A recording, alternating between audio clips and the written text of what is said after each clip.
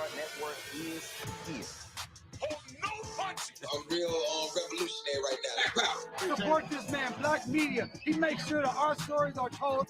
Thank you for being the voice of Black America, Roland. Stay black. I love y'all. All momentum we have now, we have to keep this going. The video looks phenomenal. See, this difference between Black Star Network and Black-owned media and something like CNN. You can't be Black-owned media and be scared. It's time to be smart. Bring your eyeballs home. You dig?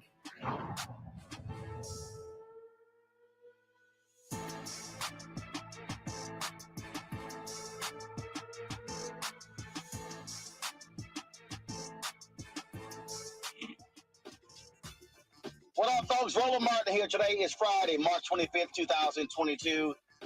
Yes, I am driving massive traffic here in D.C., so we don't let one monkey stop the show. Coming up today on Roland Martin Unfiltered on the Black Star Network. Breaking news, after 2 years, the Black News Channel is shutting down. I will tell you what happened, what went down that led to this decision today, and will the billionaire owner of the network, Shahid Khan, will he pay his employees for their work for the last 2 weeks? I'll give you all the latest news on that. Also on today's show, a Florida girl was expelled from a prestigious school in that particular state. She and her mom will join us.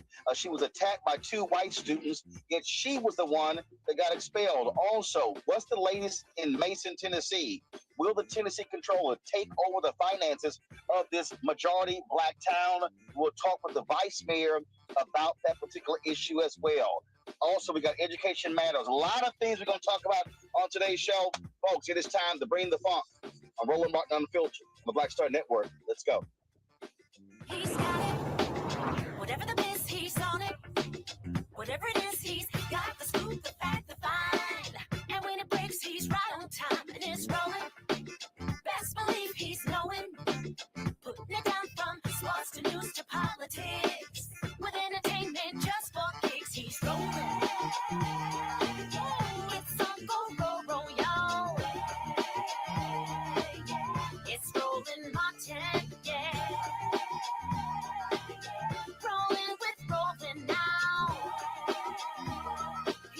He's fresh, he's real, the best, you know he's Roland Martin now.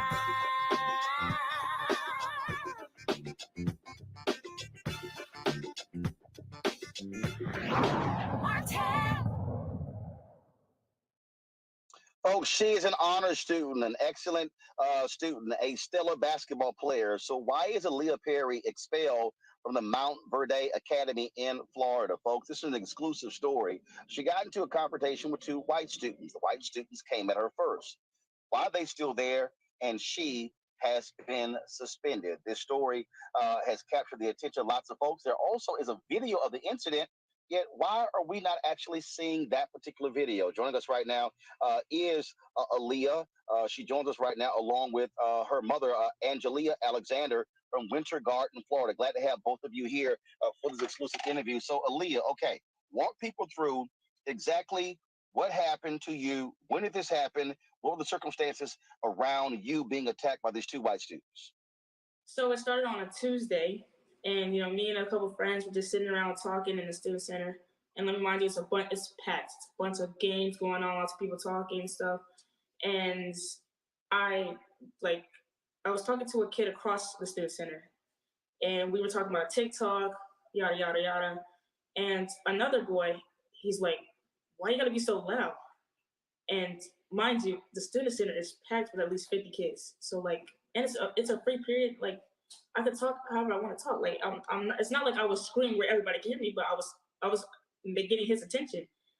And, he comes over here and he's just like, yo, shut the F up. Why you gotta be so loud? There's no reason for you to be all loud and stuff. And, I'm saying, go away. Just go away. I'm not talking to you. Don't interfere. I'm not talking to you. Go about your business. Now, you said this is on Tuesday, but again, what month was it? What month? It was this month, March. Got it. Okay, so it's very recent what took place. Go ahead. Yes, and so he comes over and, he's just telling me, shut the F up, be quiet. Nobody's like, why do you have to be so loud? I'm like, nobody's talking to you. You can go about your business. And then, a girl that was sitting at the table with them, I guess, I don't know what made her get in her feelings. I don't know what made her upset, because literally nothing that I did had anything to do with her. And then she starts calling me B words, N words, all this and that. And so I get up and I go to her. I'm like, yo, what's the problem? And she's like, why the F do you have to be so loud? And let me remind you, when I walked up to her, I gave her arm's distance to where, we could have a conversation. Like, there's nothing wrong with that. And she steps in my space. Like, her head is on my chin. Like, that's how close she was. And so I'm like, back up. And like, they make it seem like I pushed her. Like, I pushed her aggressively. I was like, no, she was in my space. Her head was touching my chin. I said, back up. And so then as I like turn to my friend, I'm like walking towards my friend. She comes and she pushes me on my side. So then I automatically turn and I push her back. Then both of those pushes, like her push and my push, were both aggressive. Not aggressive for any fall though. Any of us to fall, hit our heads, none of that. Like, no one fell, no punches, no nothing. Later, I was called to the office where I sat there. I had to give my story, and then I was later told to go home. Well, I was told to go get my father, and he came, and then, one of the phones was brought in, and, one of the deans came into the office and was like, because there's 4 deans, and one of the deans came into the other dean's office and was like, hey, I need to see that phone on there. And as I was exiting, I was like, if this is yada yada's phone, it has everything you need to see. Come back the next day for the video, it's white, it's gone. Apparently she doesn't have it, nobody has it. Even though it was shared on social media, nobody has it now. And she also received hours for having that video, so who knows? So on Wednesday, I come and I have to go to a discipline committee at 12 o'clock. And so I'm sitting there, I asked for a snack. I asked one of the deans for a snack, and he tells me no. Like, if I did not ask one of the other colored deans for food, this man wouldn't have let me eat the whole day. So I then went to the colored dean and I asked, can I please get a snack or something? I have my own money, I can buy it. And she let me go and I came back. Then later I went to the DC committee that day. And, before I got there, my coach was telling me, she was like, when you go in here, just own up to what you did. Like, tell them that none of this would have happened if you even walked up there. Me, I'm a kid. I'm trusting my coach. That's my coach. I'm thinking she has all intentions for me. Like, she wants me to be here. So I go in there, I'm sitting down, and I'm telling them it's my fault that, I could have resolved the issue by not going over there. I could have just walked away after she even pushed me. I could have walked away. In the meeting, the lady said, are you sure that girl pushed you? And I'm like, I'm positive the girl pushed me, because why would I push her if she didn't put her hands on me? And then we left. She said, okay, we'll watch the video. I said, okay. Then we left, and my coach was like, I don't like the way she said that. It made it seem like we were lying. And I was like, Coach, I'm not lying. Like, I have nothing to lie about. She pushed me, so I pushed her back. And then coach was like, I believe you, I'm thinking my coach is on my side. So sometimes she's gonna fight for me, have my back. Next day goes on, again, I finished the rest of that day off. Then I was told by one of the other deans that I was gonna have hours, suspension and hours, because I was already serving in school suspension. So he said that I would definitely have some hours I would have to work off, and then I would be probably suspended for another 2 more days, 2 more days. That's what I told my consequence was. Expulsion was never on. So then I come the next day, and I had bought me a sandwich from the student center that morning. I went to the office. I was like, hey, to the same dean that didn't let me eat yesterday, or have a snack yesterday. I said, hey, where do you want me to sit today? And he's like, what did I tell you about having food in an academic building? And I was like, sir, I haven't ate it. You just said, give you snacks out of my hand, just threw it in the trash can, threw my food in the trash can. So I hadn't ate that entire morning. Then later I was called into the head of the school's office, and I was in there for about 2-3 hours, and they were asking me questions. And he started off with the video, then he started asking me a bunch of questions. And then one of the, she's like a counselor sort of, and she was like, well, Leah's going through a lot, and I talked to her about maybe getting counseling or whatever. And I was like, he was like, well, why does she need counseling? And then I explained to him that my grandma had recently passed. And then he asked me, what schools have you went to? I told him I went to Orangewood and Foundation Academy. He said, those are very faith-based. I said, yes, sir. Then he tells me, well, you know, in life, when you grow up, you'll realize reality. No one gives a S. Like, and I mind you, like, I have no parent, no coach in there, nobody else in there. It's just 5 adults asking me questions for 3 hours straight.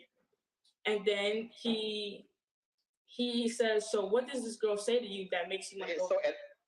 So at any point, did they call you, Angelia? Did they call Aaliyah? Did they call your father? Did they call? So why are they having conversations with you about this? And you, as a parent, you're not involved in any way in any of these conversations. Right. I never got a call. When it first happened, my daughter, what she did was she hit me a text. She said, "Mom, I'm in trouble." So as a mom, I'm like, "Oh my God, what happened?" So she was like, I pushed the girl. So I'm like, okay. So then I had to call the school and say, hey, listen, let me see this video of my child pushing another child, because she's not aggressive like that. I mean, I teach her to stand her ground, but not to start things. So when I go into the office, I see the video, and all I see is my daughter sitting down, and she get up and just whoop, run and push the kid. I'm like, well, the video's skipping. And he's like, oh, well, we've been having IT issues. So I'm like, well, if the video's skipping, that's not accurate. We can't go off that video. So that was it. No call, no email. The only email I got was a Friday of spring break, 3:30 p.m. saying, we have expelled your child. And it's not up for appeal. My daughter, she's a National Honor Society student. All right. She's never been in no aggressive issue. Yeah, she's had cell phone, not wearing uniform. That's just normal stuff kids get into. But when you tell me that my daughter tried to hurt somebody and you put it in an email and then you expel her and then you think I'm supposed to go withdraw her out your school to transfer these records to another school, that's going to follow her. So, no, we're not doing that. So, yeah, no one told me anything. And so that's why we hear that. We hear because my baby needs justice. This is not right. When you got teachers that are calling me, telling me things, can vouch, it's not right. It's time people stand up for this school. And can I say something real quickly? Yeah, go ahead. So, the main thing that I wanted at first was, to be allowed to finish this year in person and go to Geico, because I play basketball. I'm one of the point guards on the team. So what is your classification at the school? You are a sophomore. I'm a sophomore. You're a sophomore. Okay, so this is your second year at the academy. Right. Okay, gotcha. And we're describing this is an exclusive academy. How many Black students are there? Like what's the Black population of this academy? How many students overall at this school?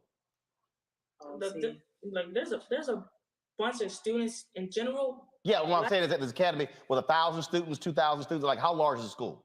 Yeah, it's about 2,000 kids. And how many Black kids go to the school?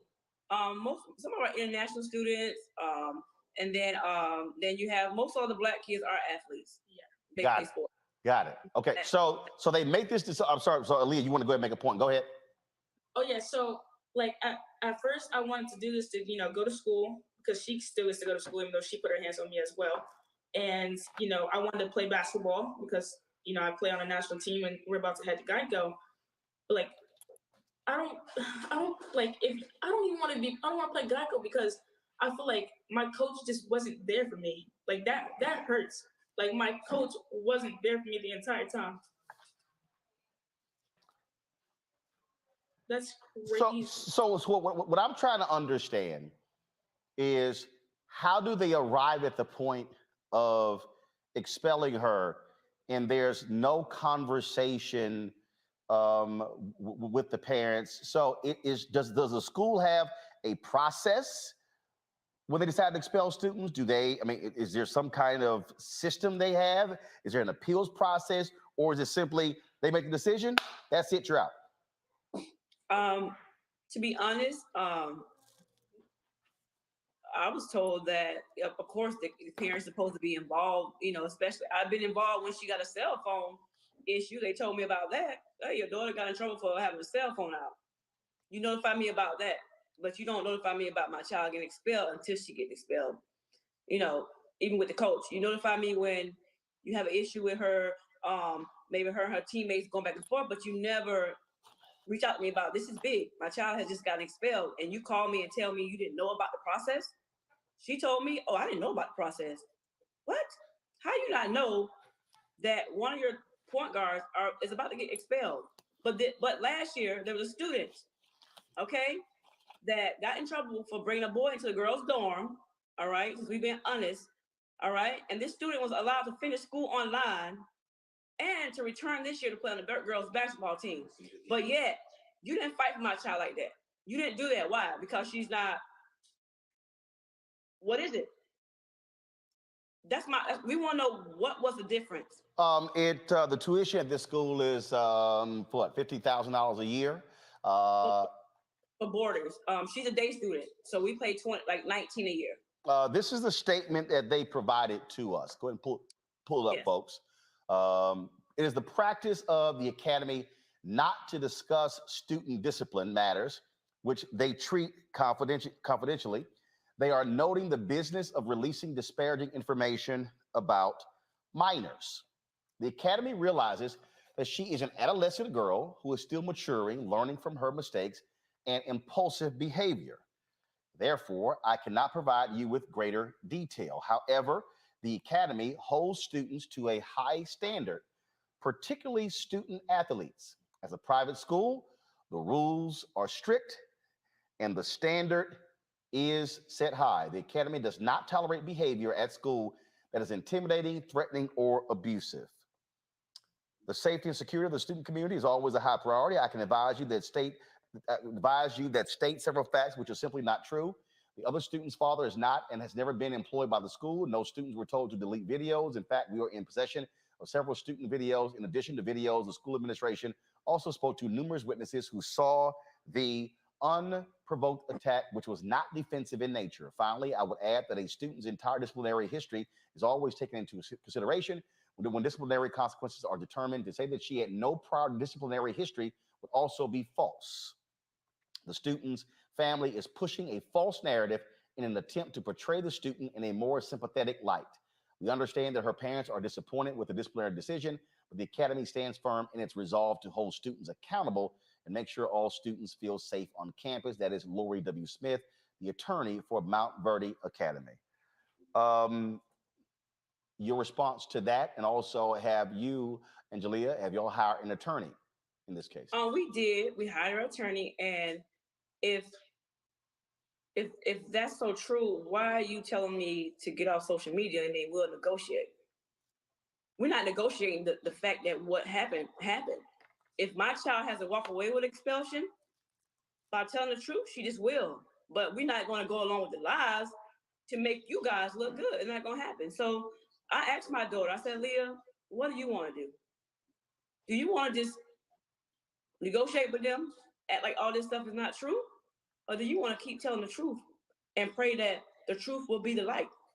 My child said, Mom, let's the truth, because this is going to help the next child, the next child, the next child not go through what she went through. So Geico's out the window. We don't care. We care about the truth in this situation. What is your next step? Our next step is we're going to keep protesting until we get this video, the full truth of what happened. You're only showing one side, and you're telling students not to talk. I mean, like, all this is happening. And the sad thing about it is I have parents calling me. I have teachers calling me, all right, who's telling me your daughter is 100% right. She's not telling the story, but I know she's telling the truth because my child, I teach her to tell the truth, no matter what the consequences are. So we're going to keep fighting. And to be honest, they don't deserve my child to finish school there. You know, for what? You treat her like she was nothing, garbage. Like you just threw her away. She used to get up every morning and go to work at that school. Then she went to class. Then she went to practice. She didn't get home till late nights. And this how you do her. But yet you did have a fight 2 weeks ago in front of the school. fist fighting. A fist fight. You had. I got a teacher that's willing to. And you had a fist fight. I have a message sent by a child, like a kid who was literally witnessing it. And you didn't expel those kids. Right. But we are supposed to be quiet. Y'all just be quiet, you know, shut up, get me off social media, get us off social media, and we'll negotiate. That's not how it goes. Because my child still got to live with this. It's not right. We're not, no. So all the threatening about, oh, they're gonna do this and gonna press charges. Your child was 18 years old. My child is a sophomore. She's 16. She's a minor. And something else I want to like just add on to this is like in that email he said I've had behavior issues. I've gotten in trouble for my cell phone and a polo. Please tell me what behavior issues that is. Like what? My polo and a cell phone? You have to be kidding me. And you know what? I'm gonna read this message just because I feel like it's important. It plays a big role in this. So this girl, she doesn't know me. She's in one of my classes. We never speak to each other. You know, we did a protest earlier this morning, and this is the message she sent me. She says, "Hey, I just want to let you know that I support you. What you did today was very impactful. Don't be scared to stand up for yourself. I have been going to the school for a while, and no one has ever done what you did. Everyone is too scared to speak up, and you are very brave. Don't listen to what anyone says. There has been many fights at this school, and no one has ever gotten kicked out. So you're 100% correct with this. Everything that was on those posters are correct." It's true. It's there. And they can say, oh, well, you know, you're making the academy look bad. No, the racism there. Discrimination is there. They done hit it for so long. The kids they're quiet. Those kids come to my house every weekend. We talk personally. So it's there, but they're afraid to speak out. But my child gonna speak out because once again, it's gonna save the next child and the next child from going through what she went through. So no, we won't bend. All right. Aaliyah, Angelia, I appreciate both of you joining us to share your story. Certainly keep us abreast of what happens next in this case. Thank you. I appreciate it. Thanks a lot. Folks, let's now turn to a story we told you about a week ago. That is the attempt by the Tennessee controller to take over Mason, Tennessee. The controller of the state complained about the finances, the controls there in Mason, Tennessee, and he demanded that city officials give up their charter. They chose not to do so. The question is he still going to take over their finances? Again, this is an issue a lot of people have been talking about. Mason, Tennessee is a majority Black town. And then this is obviously of great concern to many folks, not only because Ford announced they're building a massive facility that's going to bring thousands and thousands of jobs and millions of dollars to the state and to the region. And they're not far at all from Mason. And so let's talk about this here with the vice mayor. We had her on the show last week. She returns to chat with us, and certainly glad to have you back on the show, Vice Mayor. So where do we stand now? Has the control, so the city, as you were on last week, the city made clear that they were not going to give up their charter and allow the county to control the city. What's happening now? Does he have control of your city's finances? As of right now, it's no, that it only supposed to go in effect on the 28th, which will be Monday. They supposed to come in and take over our finances.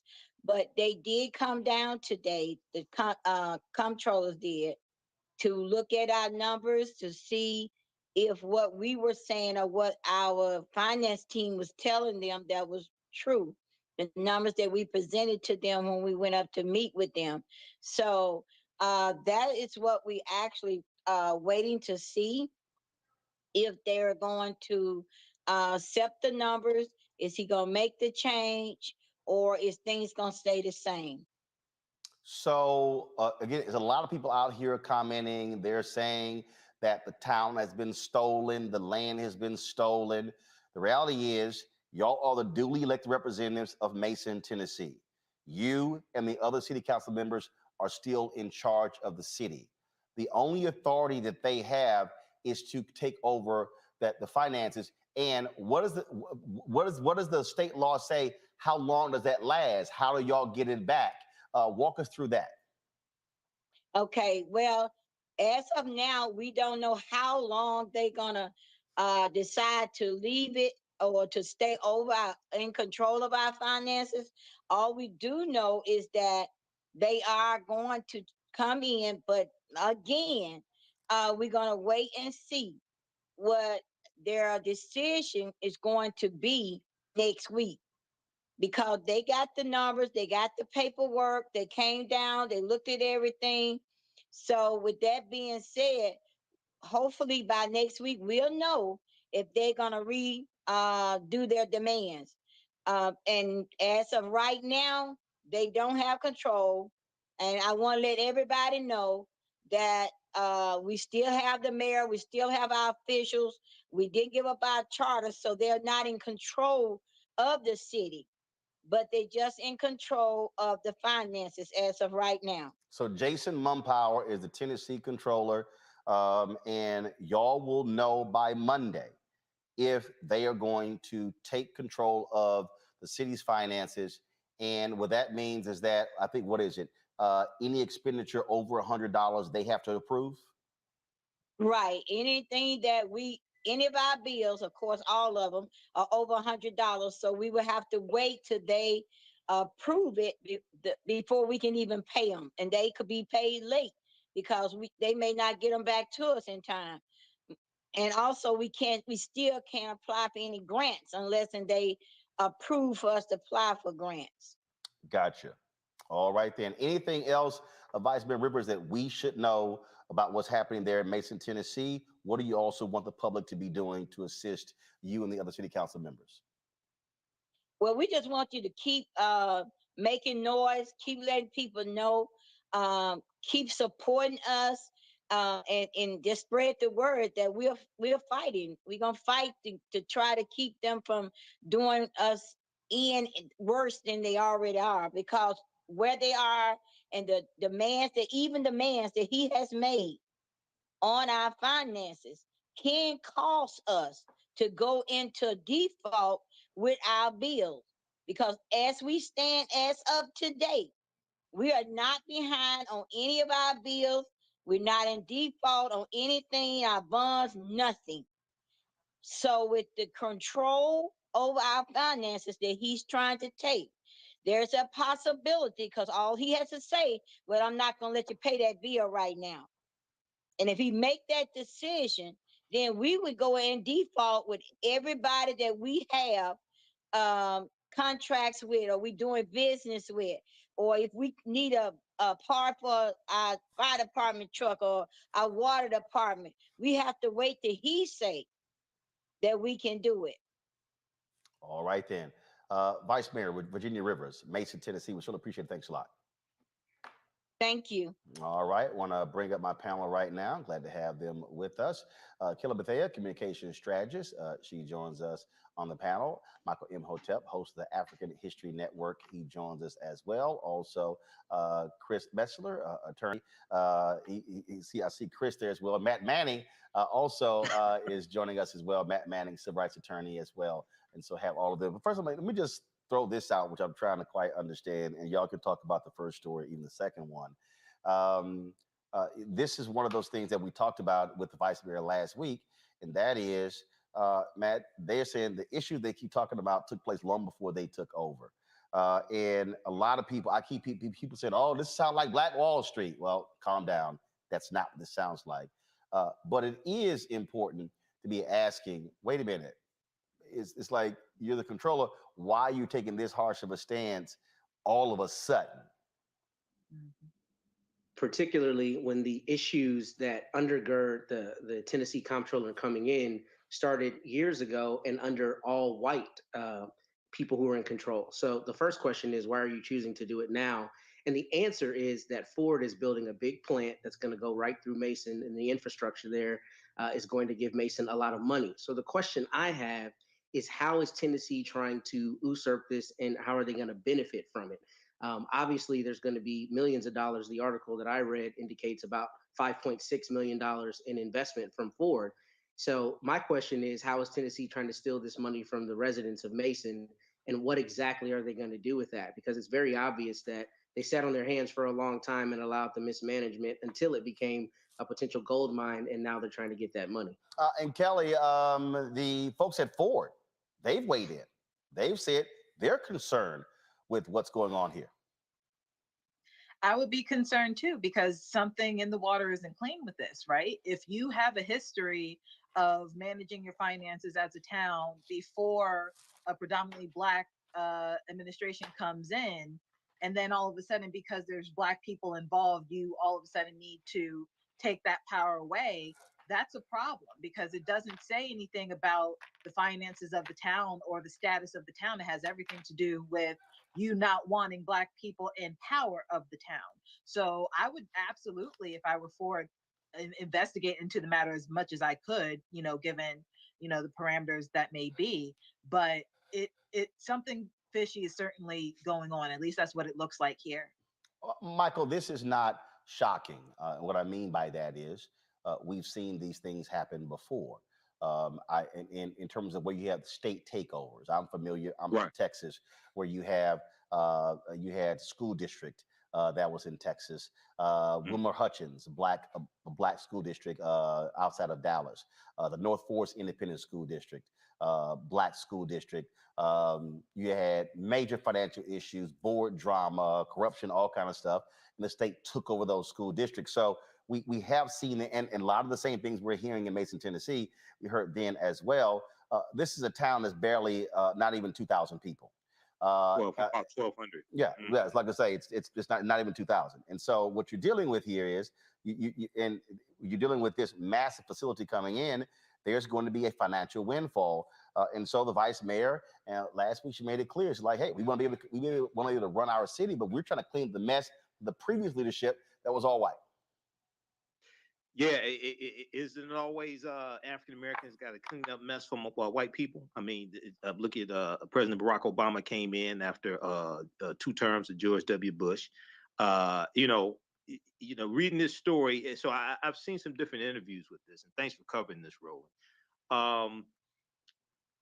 This Detroit, we were taken over by the no good Governor Snyder, who was also the governor that the Flint water crisis happened under as well. We were taken over by the state, and then also we know that Detroit Public Schools was also taken over by the state under Governor Granholm, Democratic governor, who's now Secretary of Energy. So, in looking at this, it does seem very strange that all of a sudden now you have this Ford electric truck and battery manufacturing facility that will soon bring an estimated 30,000 jobs to this rural area in West Tennessee. And now you're talking about taking over the finances of the city, but they've been having problems for 20 years. Okay. So hopefully, they can fight this. And then also I'm looking at, there was some American Rescue Plan money that if I remember correctly, Roland, the American Rescue Plan money, they've been able to, it's like $227,000 they've been able to use to pay back a significant amount of the money that have been improperly borrowed over many years from its water and sewer fund. So a lot of times, one of the things, Mayor Coleman Alexander Young, when he took the oath of office January 1974, he's one of the first African-American mayors of a major city. He got blamed for a lot of things that happened under white mayors. And around the country, when you go look at the first African-American mayors of major cities, when we took over those major cities, they were already on life support from what white people did, okay? But even though African-American mayors did make mistakes, they got blamed for a lot of this stuff. Detroit already had a declining population even before the 1967 Detroit Rebellion. Right. Okay, white people were already fleeing the city of Detroit. So, hopefully they're able to fight this and maintain control of the finances. But this is what they do, man. They put you in receivership so they can take over your city, take over your power, etc. Folks, we're going to continue to follow this. As we get more details, we certainly will let you know. Got to go to break. When we come back, Clarence Thomas's wife, Jenny Thomas. What the hell? Text messages she is sent to the chief of staff for Donald Trump, Mark Meadows, now are public. Clarence, you might want to talk. I know you never like talking on the Supreme Court, but yeah, you might want to have a few words so we can discuss what the hell are you doing? Yeah, we're going to break it down. You're watching Roland Martin Unfiltered right here on the Black Star Network.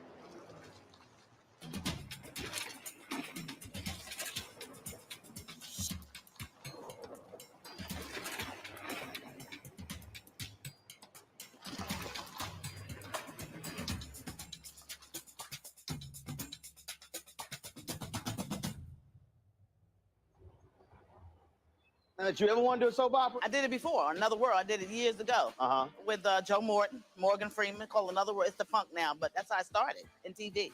My first job. My very first TV job. Joe Morton and Morgan Freeman were on a soap opera? Together. Yes, I know. Oh, I loved it. I played a prostitute. I was real raw. My name was Lily Mason. I was a hoe on Tuesday, and I owned the town 2 weeks later. That's how they do you. Right, that's how soap opera. You evolve. Yeah. Right. So now I'm on this, but I'm rich right from Jump Street. So I'm loving it.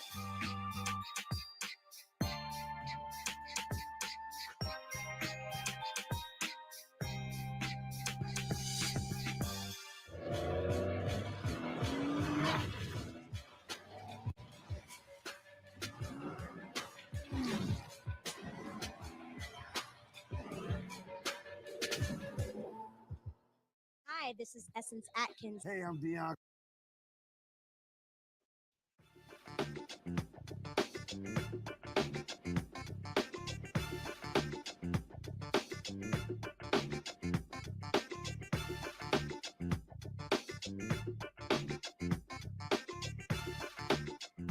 Jenny Thomas, the wife of Supreme Court Justice Clarence Thomas, is putting him in quite an ethical position. Folks, folks, the Women's March, they want Thomas impeached for text messages showing his wife Jenny, who was pushing for then White House Chief of Staff Mark Meadows to overturn the results of the 2020 presidential election. The January 6th committee has text messages between Thomas and Meadows. Here are a few of them. Help this great president stand firm. Mark, you're the leader with him who is standing for America's constitutional governance at the precipice. The majority knows Biden and the left is attempting the greatest heist of our history. That was sent on November 10th, 2020. Next one, please. Sounds like Sydney and her team are getting inundated with evidence of fraud.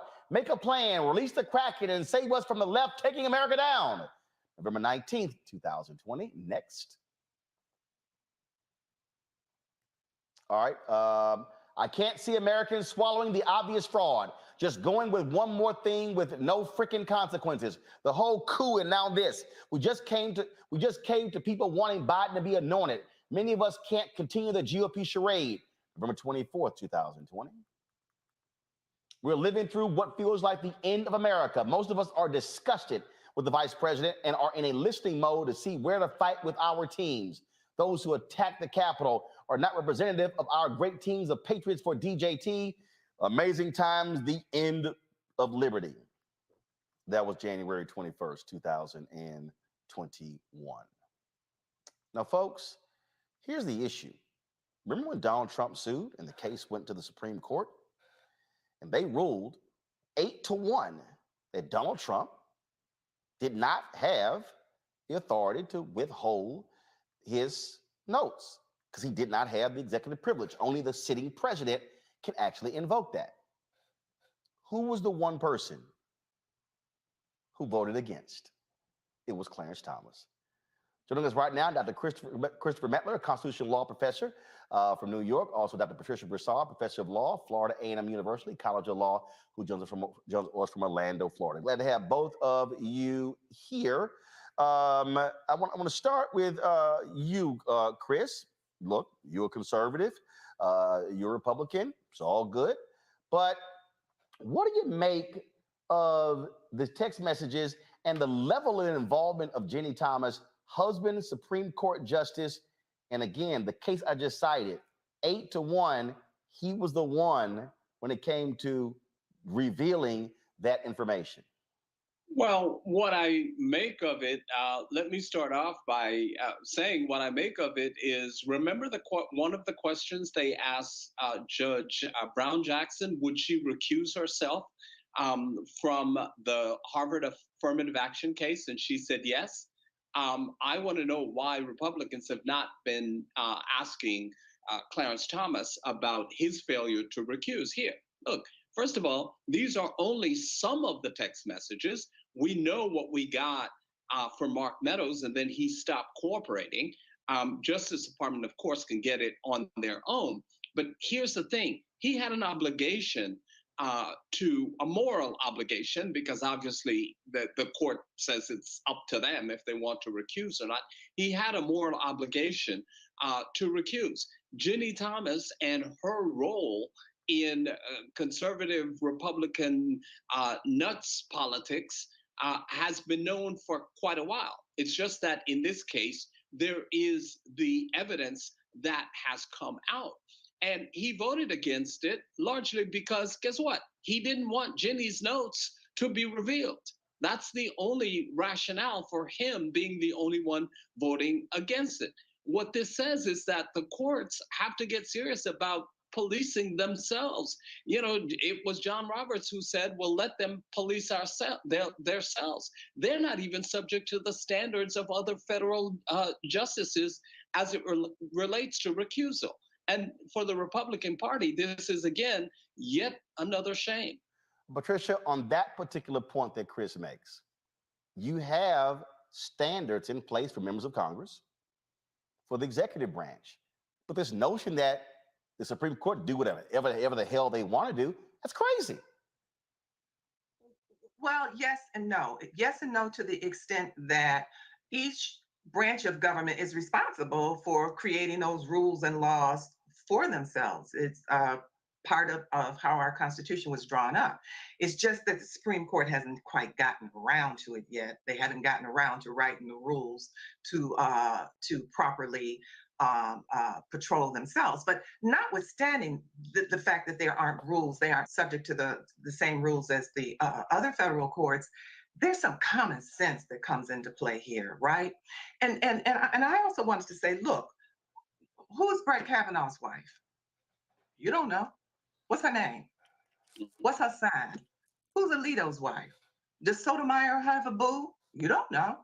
Because you're not supposed to know. These people are supposed to float in the background.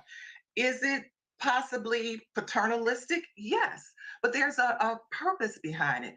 If you cannot depend on the credibility and the ethics of the court, then 1/3 of your republic is in the tubes. And so we shouldn't even know anything about Jenny Thomas. But as Chris said, we know too much about her. She's a nut job from way back when. All you need to know, 2 things you need to know about her to understand who and what she is. She supported Ted Cruz for president until Trump got it. That's the first thing you have to know about her. The second thing is she left a message on Anita Hill's phone. So that tells you everything. She left that woman a message saying, you need to apologize to my husband. So this is the level of crazy that we're dealing with. Notwithstanding that, there is an obligation, a moral obligation, and just integrity on the part of Clarence Thomas to say, I recuse myself from this case.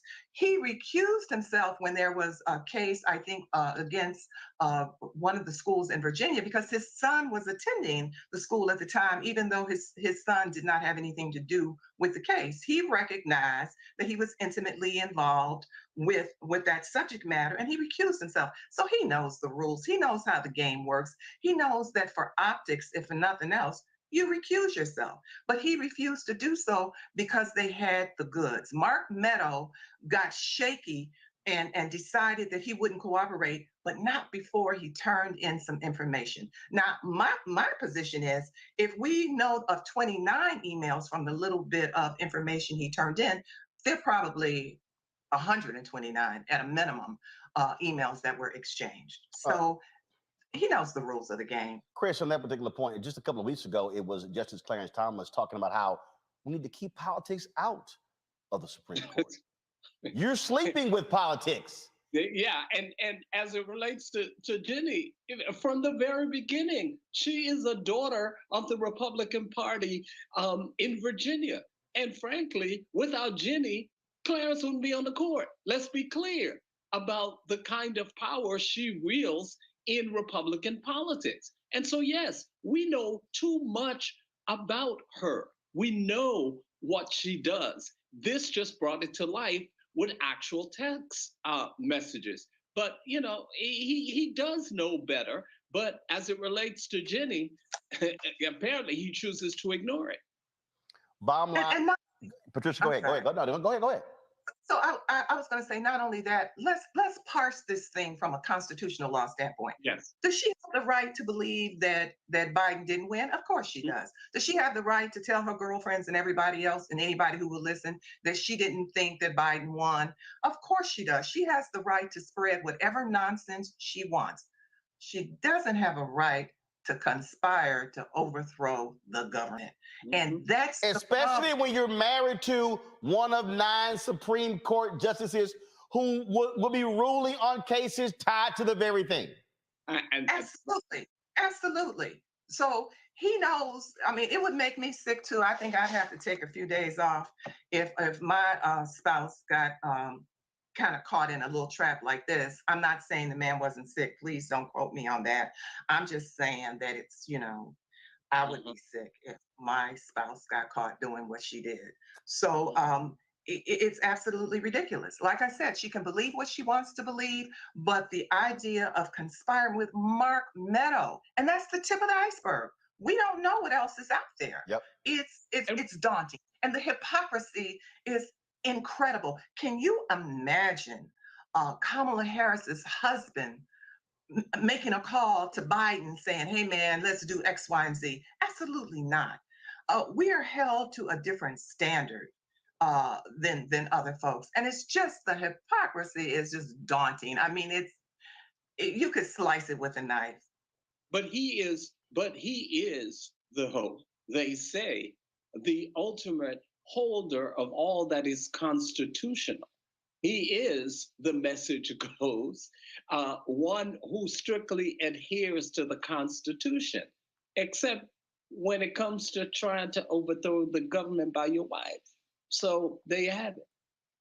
Well, and he gave a speech. He gave a speech, I think about 2 or 3 weeks ago, in which he said, we need to keep politics out of the judiciary. Yeah, right. You need to start at home and having a little conversation with your wife, and maybe, you know, she can work that out for you.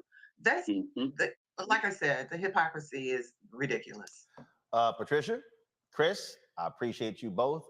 Thank you so very much for joining us right here, Roland Martin Unfiltered. Thank you so much for having us. Appreciate it. All right, we'll do it again. All right, folks, got to go to a break. When we come back, we're going to talk about the demise of the Black News Channel. Today, the decision was made to shut the network down. I'm going to unpack and deconstruct what happened and why we got to this particular point. You're watching Roland Martin Unfiltered on the Black Star Network. Back in a moment.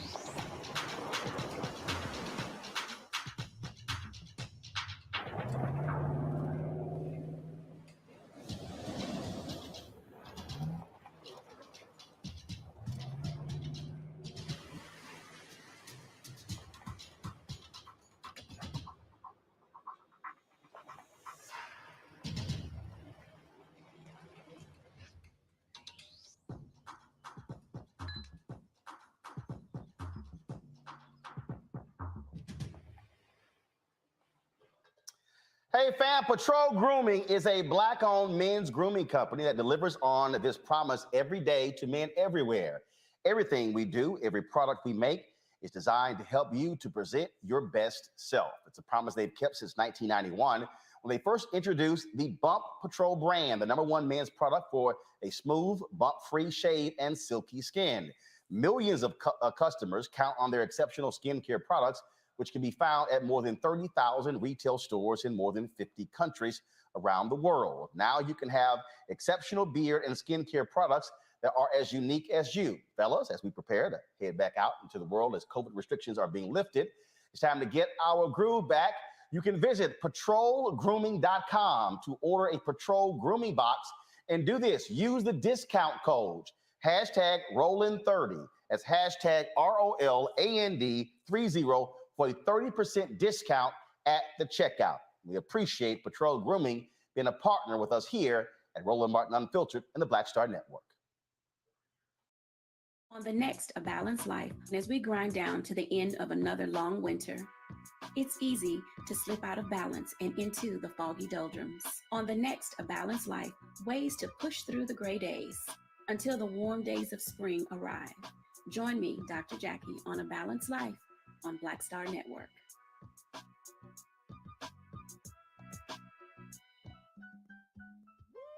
We're all impacted by the culture, whether we know it or not. From politics to music and entertainment, it's a huge part of our lives, and we're going to talk about it every day right here on The Culture with me, Faraji Muhammad, only on the Black Star Network. Now, did you ever want to do a soap opera? I did it before, Another World. I did it years ago with Joe Morton, Morgan Freeman, called Another World. It's defunct now, but that's how I started in TV. My first job. My very first TV job. Joe Morton and Morgan Freeman were on a soap opera? Together. Yes, I Wow. know. Oh, I loved it. I played a prostitute. I was real raw. My name was Lily Mason. I was a hoe on Tuesday, and then I owned the town 2 weeks later. That's how they do you. Right, that's how soap opera. You evolve. Yeah. Right.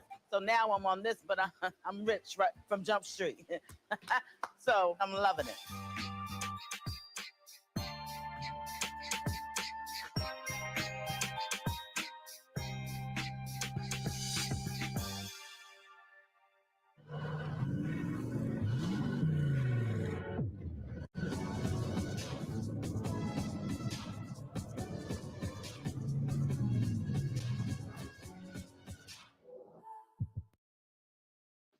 This is Judge Mathis. What's going on, everybody? It's your boy Mac Wiles, and you are watching Roland Martin Unfiltered.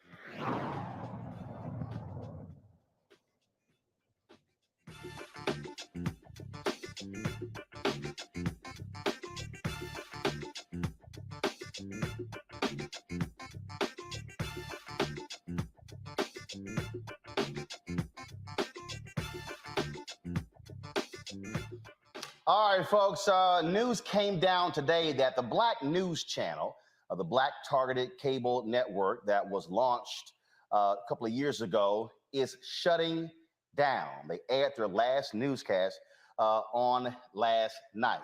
Now, knew this thing was coming because this email was sent out yesterday to all the staff with regards to pay. So pull up the email showing the pay, please.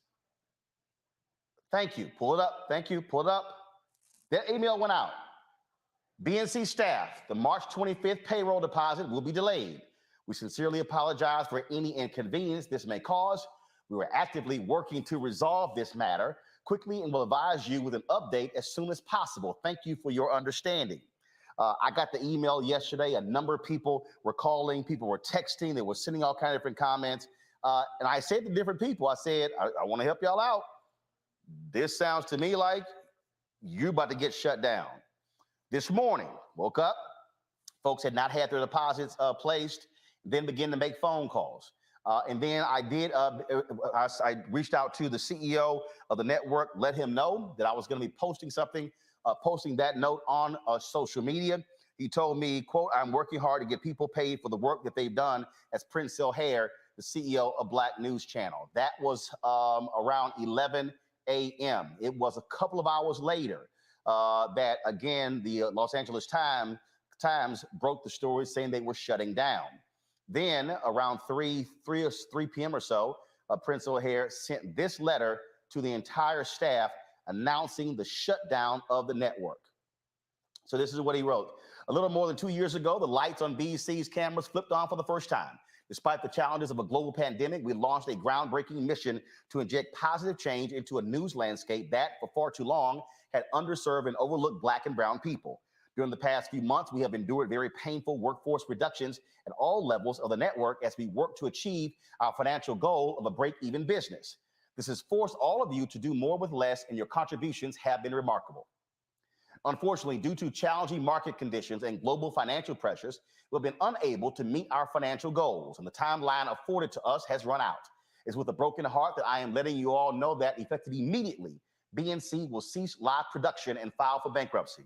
We're sad and disappointed by this reality and recognize the stress that this puts on you and your families. With the nation on the verge of a social justice reckoning not seen in this country since the civil rights era, we've been hard at work building our presence in the marketplace with unprecedented speed. Through a continuous run of distribution agreements on both linear and streaming platforms, BNC's accessibility has grown to reach more than 250 million touch points. Since rebranding and relaunching the network a year ago, we have developed a 17-hour daily block of live programming and a lineup of shows that are outstanding. Every day we present our stories, context, and viewpoints that illuminate and celebrate the Black experience in a way that no other network has since the dawn of television. We have hired more than 250 Black journalists and Black production personnel, and all your hard work and dedication has lifted this network to incredible heights. There have been countless wins along the way, including gavel-to-gavel coverage of several trials that gripped our community, A-list guests throughout our day parts, and exclusive coverage of the Congressional Black Caucus's first ever response to the President's State of the Union address. Just this week, we set an all-time viewership record for the network doing wall-to-wall coverage of Judge Ketanji Brown Jackson's U.S. Supreme Court confirmation hearings. I understand that this surprising and unfortunate news will naturally generate a lot of questions surrounding next steps. Our leadership team and human resources will be in touch to address them over the coming days and weeks. Please know that I am thankful for all of your hard work and deep commitment to our mission. We have differentiated ourselves, and your achievements over the last 2 years should be an immense source of pride that you will carry throughout the rest of your careers. In the meantime, please take care of yourselves and each other, and remember that we built something great here. BNC, or something very close to it, will surely return at some point because the world needs it, and all of you have proven it can be done. Sincerely, Prince O'Hare. All right, folks. So let me unpack this so you can understand what went on here. BNC actually launched. They made the announcement in 2019. Former Congressman J.C. Watts, it was his vision to launch a Black news cable network. He had been trying to do this for more than a decade. And he and I communicated in March of 2018 because I asked him what was the state of it. And he said that investors were going through the process of vetting their financials. And then it was later that year, probably around December, when they actually began to close on it. Then they announced they were going to be launching. They kept having the date pushed back and pushed back. They didn't launch until really February 2020. But a major investor did come in, Shahid Khan, the Pakistani-American billionaire who is the owner of the NFL Jacksonville Jaguars. He came in and invested $50 million into Black News Channel, thus becoming the majority shareholder. So Black News Channel went from being a Black-owned cable network to a Black-targeted cable network by virtue of him being the majority owner. This is JC and Shahid Khan talking about the Black News Channel before they launched. Now the time to launch a TV network focused on the African American viewer. Well, Catherine, the Black News Channel is culturally specific to the African American community. You've got 200 plus stations on any cable system. We are the one location that you can come and find out about wellness, culture, current affairs as it relates to the African American community. So we launch on November 15th of this year, and we're looking forward to creating a venue that African Americans can find culturally specific issues pertaining to them. Congrats. Shad, you're an investor in this channel, and I'm wondering, when you looked at this, how do you think that the Black News Channel will compete against news networks that already have the resources? Well, I think it's going to do real well. To add to what JC was saying, its specific needs of a community that's really underserved, the African American. It's great for me to be part of it. It's been under planning for a long time, and then to come in and help provide financially so it launches well. You heard there where JC Watts said that they were launching in November of 2019. That got pushed to December, then January, and finally in February. So they launched in February 2020. Well, guess what? After they launched, the co-CEO, Bob Brilliante, he was actually let go. They announced he was moving on to pursue other opportunities, but he was let go from the network. He, of course, launched the Florida News Channel. And of course, he always had his idea of actually doing a Black news network. Folks may not realize that when you had Major Broadcasting Cable Network, they had partnered with him to actually do something similar to BNC. And so they did it first. This is a photo. This is a It's a story right here in the Tallahassee newspaper when he stepped down after a couple of months. You see the story was dated April 13th, 2020. So here's what happened after that. You see that this was their original logo right here. Then they brought in Prince O'Hare, longtime television news executive. He eventually became the CEO, and he led a massive rebranding of the network. You see that logo that's right behind him? That was their new branding. They changed their whole slogan to Truth, and they went through all of these different changes, and then they went on this huge hiring spree, hiring a number of people. You heard in the letter he wrote, they referenced the 250 Black journalists and production folks that they hired. Here was the fundamental problem with Black News Channel, because people have been asking me this question: why did this fail? Why is it didn't succeed? What's going on? What's the whole deal here? The reality is this here.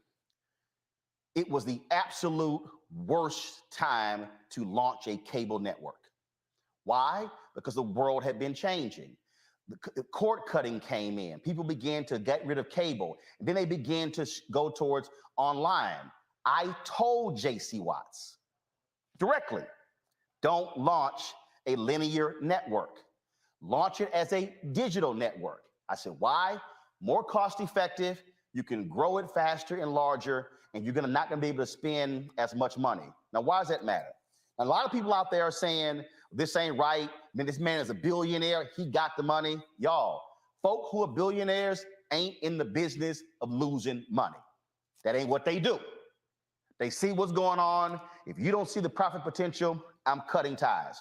My understanding, for the last 3 months, he's been struggling and not wanting to fund what's been going on. You read the letter where they had the layoffs in December. Those were not enough layoffs. They were burning too much cash. So the first mistake they made was launching a linear network. Now, I need you to understand the cable business. You know, the cable business, how it has always worked, you get paid for subscribers. So if you're in 51 million homes, you negotiate the deal where you get 2 cents, 3 cents, 5 cents, a dime, a quarter. You look at $1. The most expensive folks in terms of on cable networks have long been ESPN, Fox News, because the amount of money they get per cable subscriber. So if you have cable television right now, when you look at your bill, you look at how much money in your bill, a significant portion, the largest portion of your bill right now is going to Fox News and ESPN.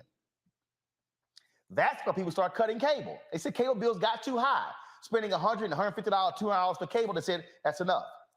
The problem for Black News Channel, they were not getting subscription fees. So they were a 100% ad-supported cable network. Well, folks, that subscription fee is a revenue line. That means that you're airing on the network hoping folks are watching. You need to have high numbers so you can actually get advertising. When you don't have high numbers in cable, you get what is called bottom of the barrel advertising, which is direct marketing. What's direct marketing? That's when you're sitting, seeing those commercials with a 1-800 number attached to it, and it's Joe Namath doing some kind of insurance pitch, or Jimmy J.J. Walker. That's direct marketing, folks. Those are the commercials that you're seeing. those commercials, you get money, it's low amount of money. So those were the majority of the advertisers that were on the network.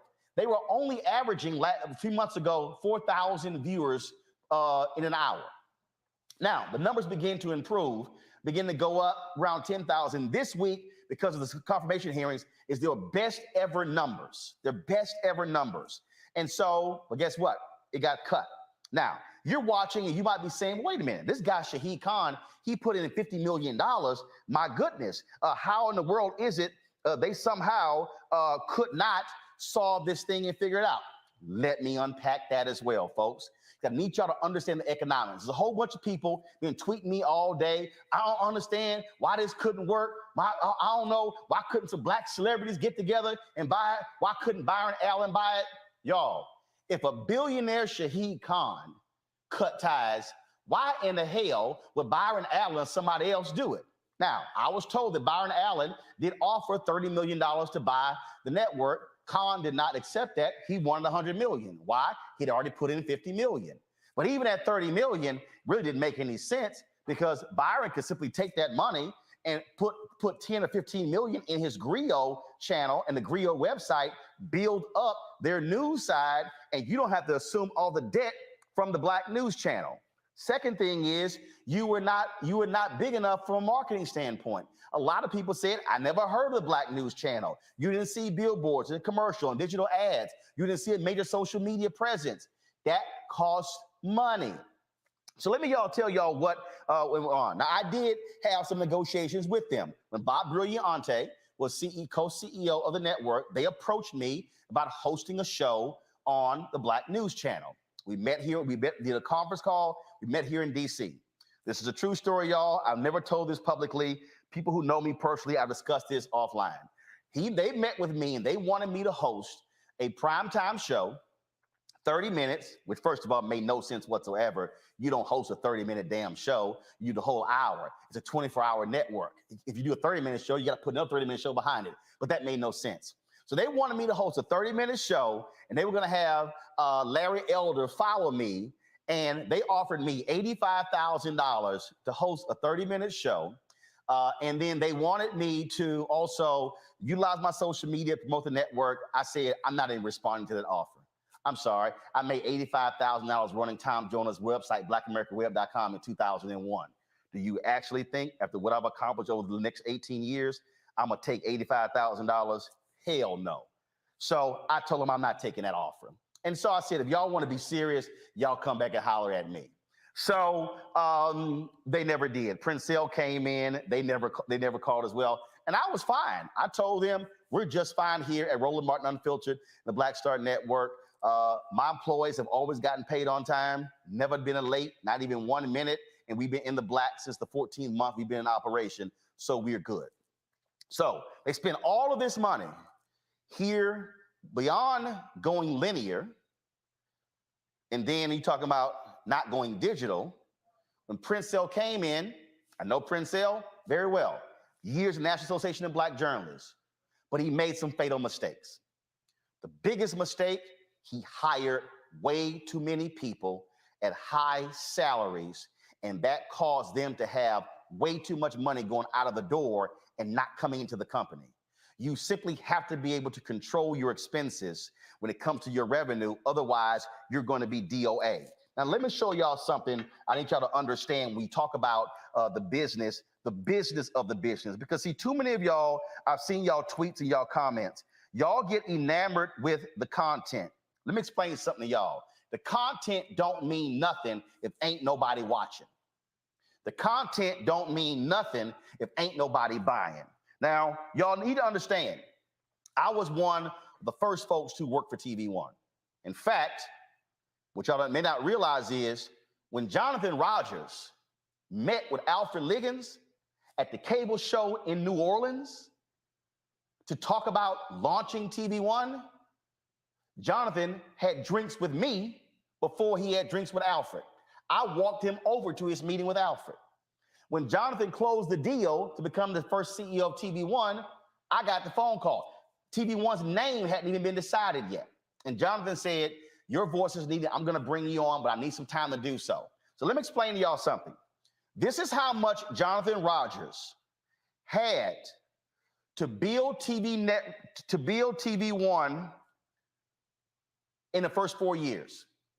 $130 million. I'm right here on my iPad. He had $130 million to spend to build TV One over the first 4 years. Okay, $130 million. Now, y'all heard what I said.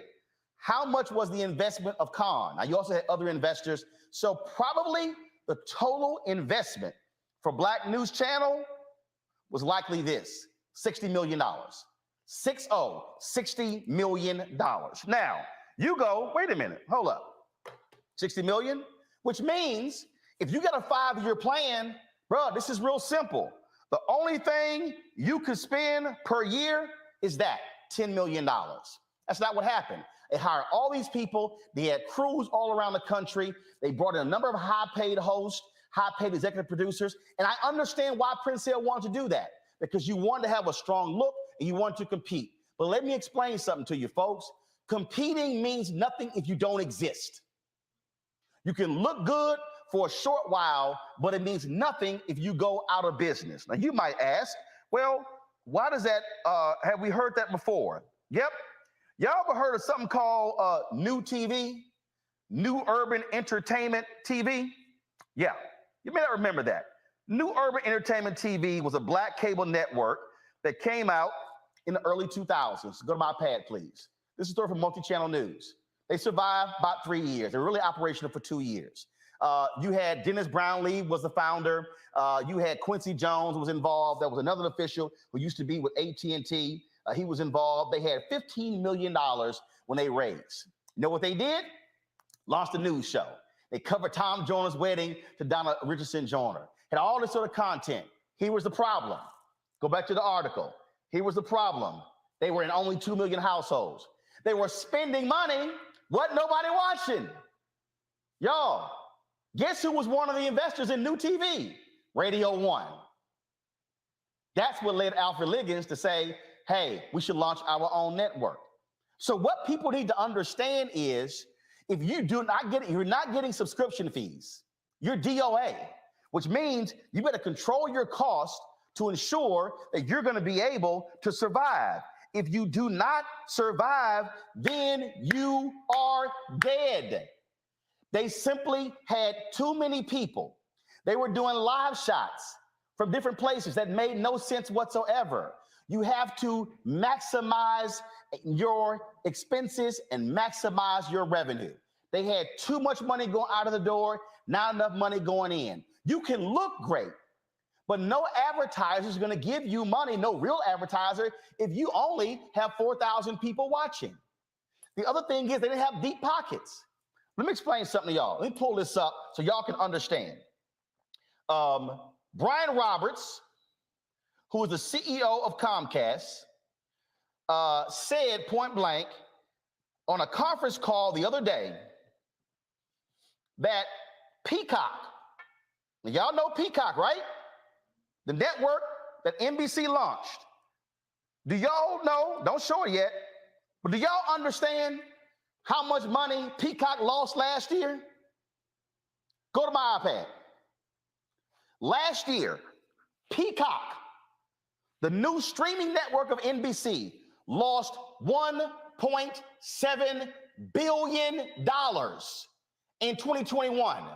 $1.7 billion. Y'all, in the same article, he said, come right here, go back. For 2022, Comcast expects Peacock losses to total about $2.5 billion as its investment in content doubles. Now, you're watching and you're like, whoa, hold up. Y'all lost $1.7 billion last year, and y'all gonna lose $2.5 billion this year? Y'all, they publicly traded. They market cap exceeds $100 billion. They say we can absorb the losses now because what we're actually trying to build towards. Black News Channel had one billionaire who put in 50 million. This is something you need to understand. You cannot keep up with the Joneses. They were trying to do CNN and MSNBC type news. You can't compete against people who are making, in the case of MSNBC, 700 million in profit. CNN is making $1 billion in profit. Fox News is making 1.5 billion in profit. Now, some of y'all are watching me right now, and y'all are sitting here saying, "Oh, Roland, I feel you, but you in competition, you hating." No, let me further unpack this for y'all who are watching.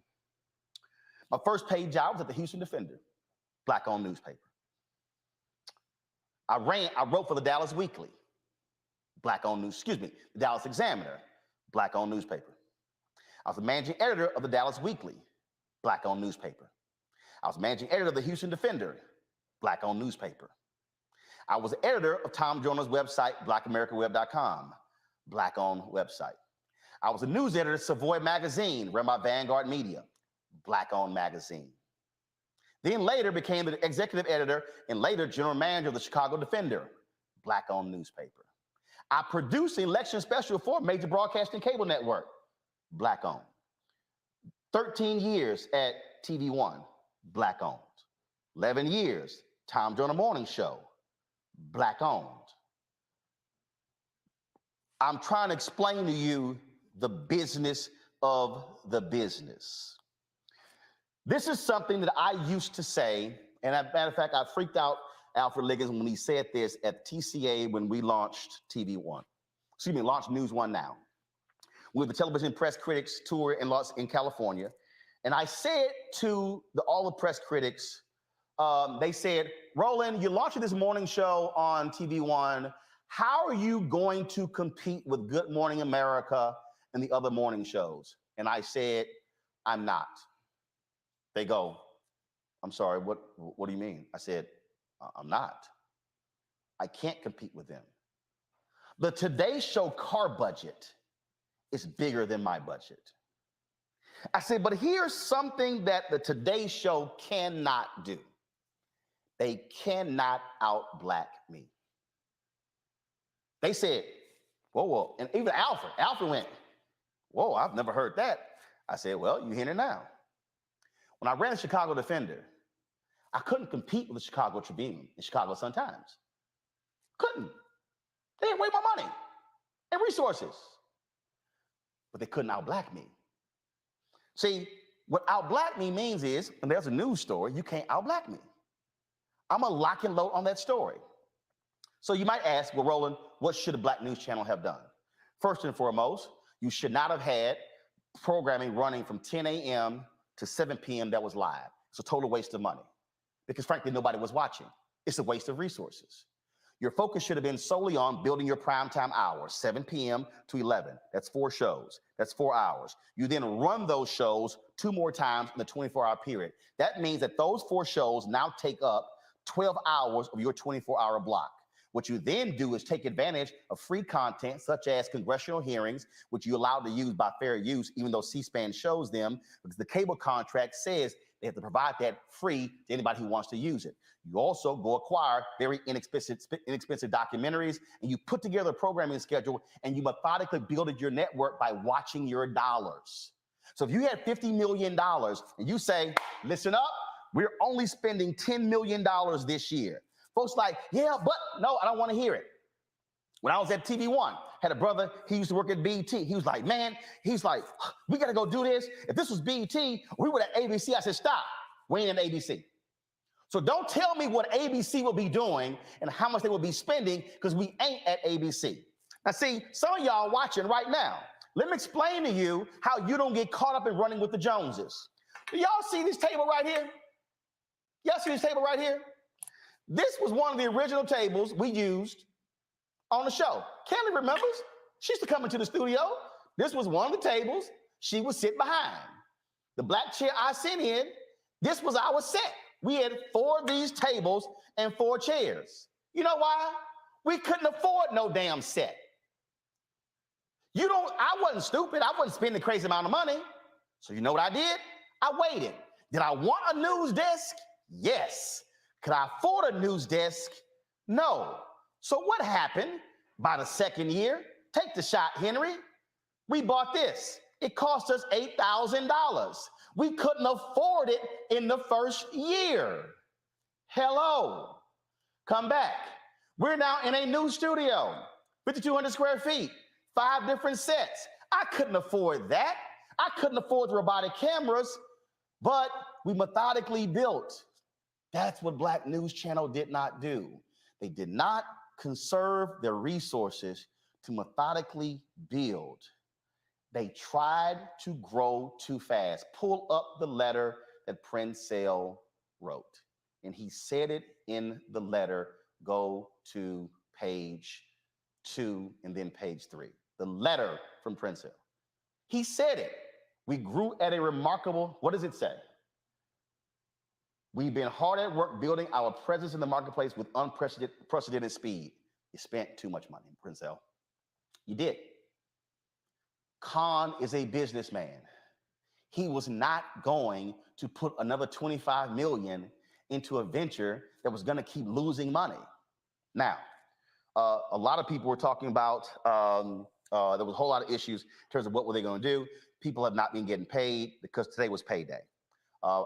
Before I came on the air, I got a phone call that they did get him to verbally commit to pay all of the employees through today's pay period, which meant for the folks who ran the last 2 weeks, they're going to get paid. This tweet by Mark Lamont Hill was posted before that happened. This tweet went up. Go ahead and show it.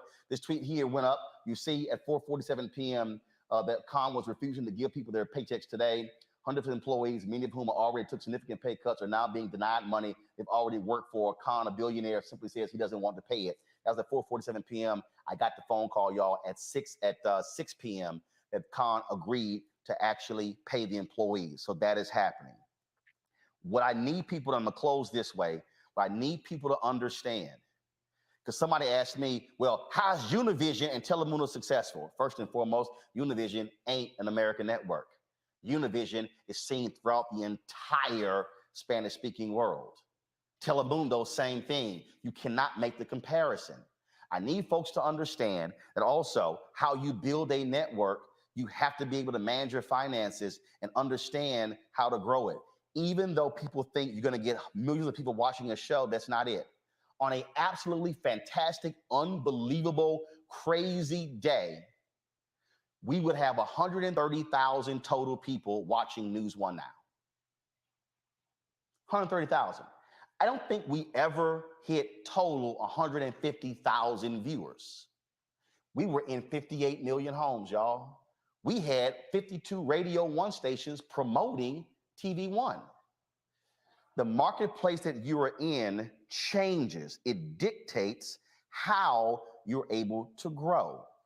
So I'm just going to put this in context so you can understand, folks, again here. Because again, remember, y'all, I did it. I just want everybody to understand. You looking at the only, outside of BNC, before BNC launched, you're looking at the only African-American who hosted for 4 years a Sunday morning show on TV One. Was it live? No. We taped it on Friday. Why? It was cheaper and more cost-effective. You're looking at, before BNC, the only Black person who had a daily morning show on a Black-owned network for 4 years.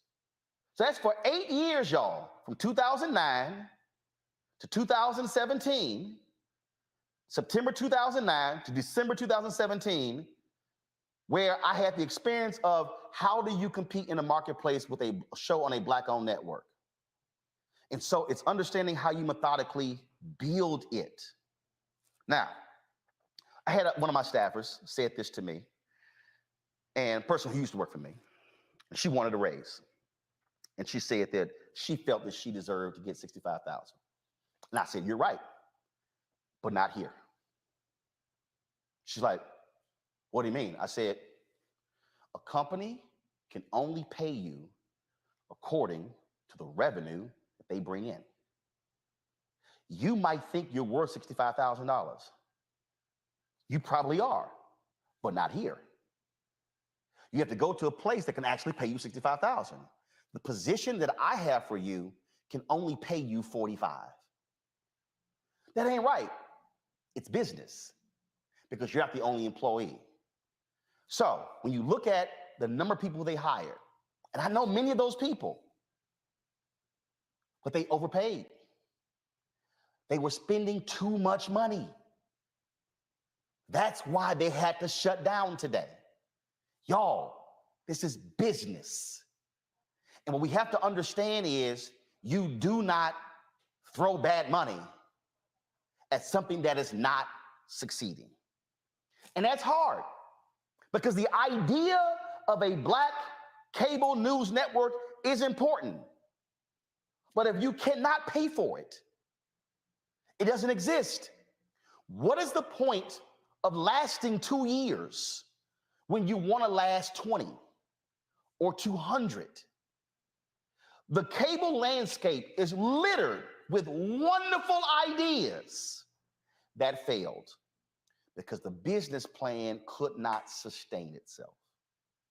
So you're sitting here going, well, I don't understand, Roland. How are you still in business? You know why? I check the account every day. I manage every dollar. Don't tell me you lost the remote to the Roku. Find the damn remote. I'm not about to spend another $20 to go pay for it because that's $20 that I got to pay. Also, if somebody's sitting here going, oh man, we did $3 million in revenue and we made an $800,000 profit, you should give everybody bonuses. So what happens next year? We have an economic downturn and advertising goes down. How am I going to pay you? So right now, this is 2022.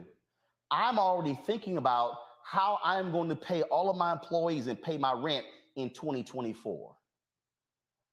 Folks, this was business. And again, you can't get so locked in to a great idea if you can't pay for it. And so there are going to be a number of stories that are done about what happened. And by the way, TV One, we get $130 million. Diddy's Revolt, they had $65 million. And one reason they struggled in this first several years, they were undercapitalized. Diddy wrote his letter talking about that in the whole Byron Allen lawsuit, where he talked about also they didn't have the distribution. What came with distribution? Sub fees. So folks, this is the business of the business. And so there are people without jobs. Lots of talent out there. There's still opportunity. But I want folks to understand, can this notion succeed? Can this idea of a black news network work? The answer is yes. It can work, but it has to be done right. You must be managing all dollars. Know this, I was a contributor for CNN. I got no problem telling y'all this. When I left CNN as a contributor, I was getting paid $285,000. I walked in at $250,000. BNC was paying contributors. How? I'm telling y'all right now, I have no problem being transparent. I would love to send Kelly, Michael, and Matt a check to be on my panel every week. But let me tell you right now, if I did, we would not be standing here 6 months from now. When I ran the Chicago Defender, this is the last story I'll tell before I go to the panel, then I got guests that are waiting, and I thank you for being patient who are waiting. When I ran the Chicago Defender, y'all, the Chicago Defender had not made a profit in 20 years. They had lost money for 20 consecutive years. Their expenses were being covered by the Michigan Chronicle, the Tri-State Defender in Memphis, and the Pittsburgh Courier. Those publishers were pissed that their profit was going to pay for the Defender.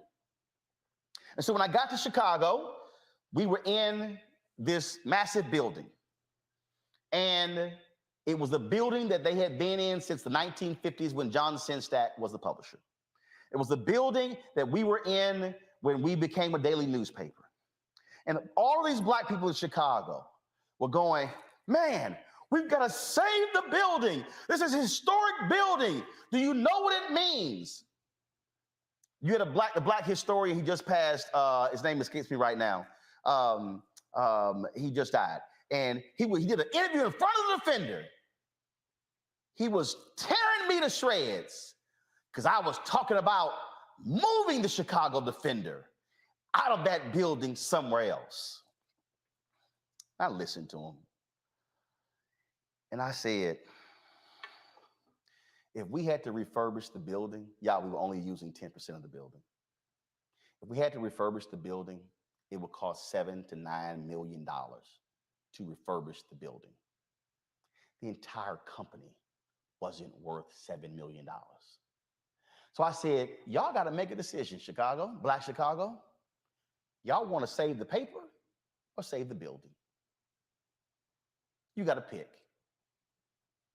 Yes, I moved the paper to a new building to save it. We lost money my first year, made a $100,000 profit my second year, made a $400,000 profit my third year. That's business. Black-owned media can be successful, but it's also about building it. Like News Channel was Black targeted. But now y'all understand, I hope, why y'all hear me talking about Black-owned advertising. Why y'all hear me talking about why we should get our fair share of the $1 billion the federal government spends every year on advertising. Now I hope you understand why I fight so hard to get our fair share of the $322 billion being spent every single year on advertising that Black-owned media gets 0.5 to 1%. Folks, can there be a Black-owned media network that is thriving and successful? Yes. Are we trying to build it at the Black Star Network? Yes. But do understand, I will not try to act like I'm at the Palm restaurant when all I got is Golden Corral money. You know what I'm gonna do? I'm gonna take my behind to the Golden Corral and go enjoy that meal. And then one day I'm gonna tell my staff, I'm gonna take all y'all out to dinner at the Palm restaurant. What we not gonna do is go to the Palm restaurant today and then I'm telling y'all how great it was when we were together because ain't nobody having any jobs. This is business. And people are hurting and I totally get it. But the bottom line is there were some strategic mistakes made by the folks at Black News Channel that led to today's decision. Let's hope others don't make the same mistake. My next guest, hold on one second. I do want folks to go right ahead and weigh in. I'll start with you, Michael Imhotep.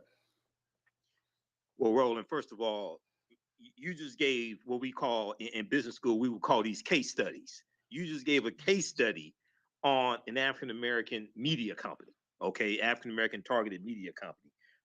So that was fantastic what you just broke down. And, you know, I watched the Black News Channel. I know a lot of the people on there. And I think it was last Friday on your show, I talked about how your YouTube views are much greater than their YouTube views. So that was something I was noticing, and there was a disconnect. And then I'm looking at the content. They had good content, but I'm looking at the low YouTube views for most of their videos. Most videos don't get more than probably 2,000 views. Most of their videos. Then also, I remember it was some months ago, it talked about how out of 124 cable stations, they were like second from last, something like that. Yeah, so, second from last. They were tied with one of Byron Allen's cable networks. I think one of his cable networks. They were averaging 4,000 viewers in prime time. Yep. You know, so I have respect for J.C. Watts for what he was attempting to do. You know, I may disagree with him here and there. I have respect for what he was trying to do. Hopefully, something. This channel, I've been rolling with you since like 2016, Roland, since I used to guest host your nasty syndicated radio show. So hopefully, something else will come along. Streaming is the future. Okay. And lastly, Peacock losing $1.7 billion, man. I'm in the wrong business. I mean, you got $1.7 billion to lose. Yeah, and again, and keep in mind, Nexstar flipped WGN America to launch News Nation, a cable network, and they're losing millions as well, but they're publicly traded, and they can afford that. When you have a sole investor, you have to protect every single dollar. Let me go to Kelly. Kelly? First and foremost, thank you for this masterclass on, communication strategy and business management. I mean, it was phenomenal. And you were absolutely right in everything you said. But the moral of the story here really is to just minimize your expenses and maximize your revenue. And BNC did not do that very well, if at all.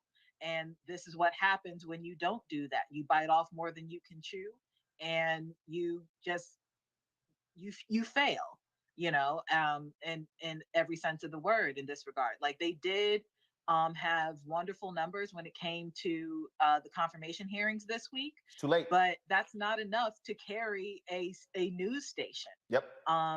Like you said, like, you need to really be cognizant of how you spend your money and stop comparing yourself to stations and networks that are decades in the making. Like, CNN was not built in a day. Nope. CNN wasn't even built in 3 years. Nope. So you have to take that into consideration when you're building anything, let alone a network. They could have done so many other things that would have been far more impactful than what they did, and still would be here today had they done those things. They could have started off in YouTube.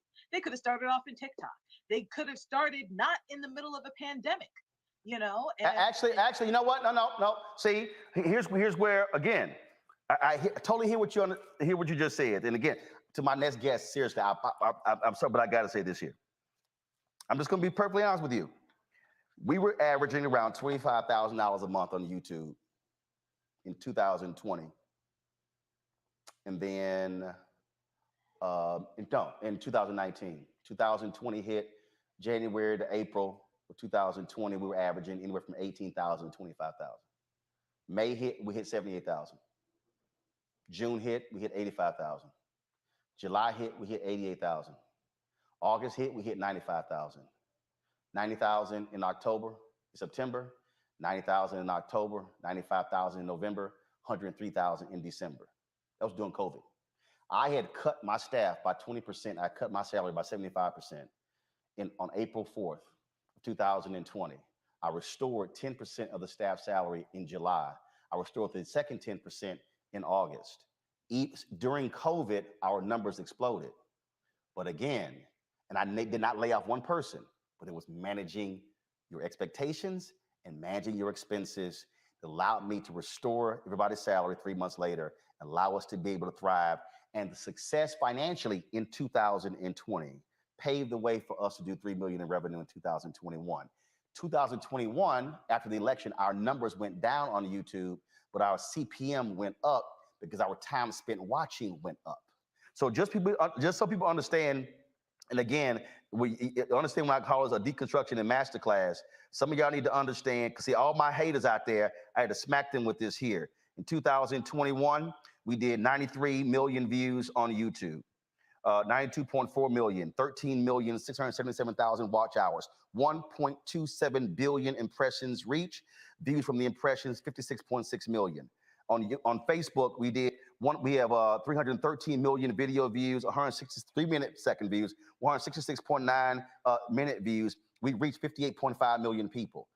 Again, you have to manage your expectations, and where you want to be year 5, you can't do it in year 1. You got to wait for year 5. But final comment, Kelly, then I'm going to Matt, and then I go to break, then I'm going to my guest. Thank you for being patient. Go ahead. No, I absolutely agree with you there. What I'm saying is, in your case, what you did was not trying to get on a cable news lineup. You know what I'm saying? So, like, what if they had done what you did in regards to a YouTube streaming format? Then again, like I said, maybe the outcome would have been different and a lot more positive than it is now. Yep. When I say, like, start in the middle of a pandemic, they started in the middle of a pandemic when it was oversaturated in the cable space already. Yeah. So that was my point. But Should have been, if they had gone digital, it would have worked. Matt? Exactly. Matt? I don't know much about media, and I think you've covered, and Kelly and Michael have covered it more than sufficiently. All I'll say is that I hope that this has an opportunity, rather, for the Black Star Network to expand even further, because a number of the people who were on the Black News channel were great personalities and continue to give stories to our people. So I'm hoping that you, being an astute businessman, can find a way to include some of those people in your network, which is doing a very necessary service of keeping our community abreast of what's going on. Well, this is very simple, folks, and I'm just going to tell you right now. When I ask y'all to stand with us on this, is important. Here's the reality: if the federal government is spending $1 billion a year on advertising, if Black-owned media gets 10% of that $1 billion, that's $100 billion.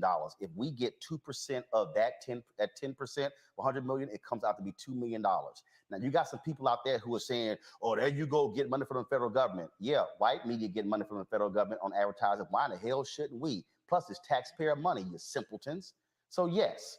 And if it's $322 billion that's being spent every year on advertising, Black-owned media should be getting 10% of $322 billion. How much is that? That is $32.2 billion. Do y'all understand that? That's $32.2 billion that Black-owned media would be getting. If we got 2% of the $32.2 billion, guess what? We could actually have a newsroom of 250 people that Black News Channel had, and will be in the black.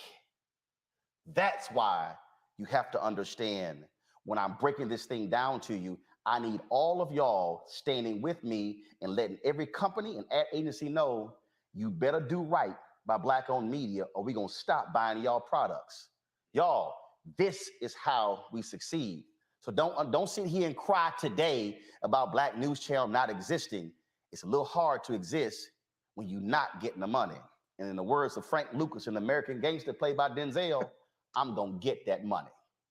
Support Black Star Network. Download the app, Apple phone, Android phone, Apple TV, Roku TV, Amazon Fire, Xbox One, Samsung Smart TV. Y'all, we had about 34,000. We need to hit 100,000 downloads, because when I go to advertisers, that's also money. We got to get you to do the downloads. Also, support our Bring the Funk fan club. Y'all have heard me say this before. If 20,000 of our fans contribute on average $50 each, that's $4.19 a month, 13 cents a day. That's $1 million we will raise to be able to pay our staff, to add staff. I have literally 8 people waiting to be hired right now.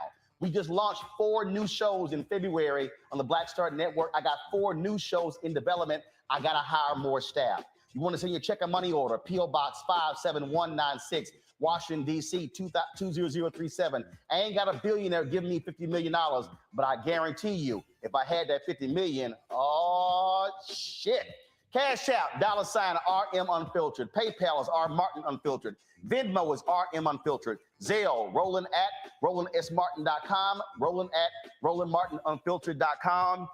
And just understand, I'm a 1987 graduate of Jack Yates High School, Madison School of Communications. This is what I went to school for. It's all I've done for 40 years. So don't act like I don't know what I'm talking about. Coming up, remember the story out of Orlando? Baby was injured when the father fired a warning shot when the cops bust in. They dropped the charges, but there's still some drama. We'll discuss that next, right here. Roland Martin Unfiltered, the Black Star Network, Black owned and in the black.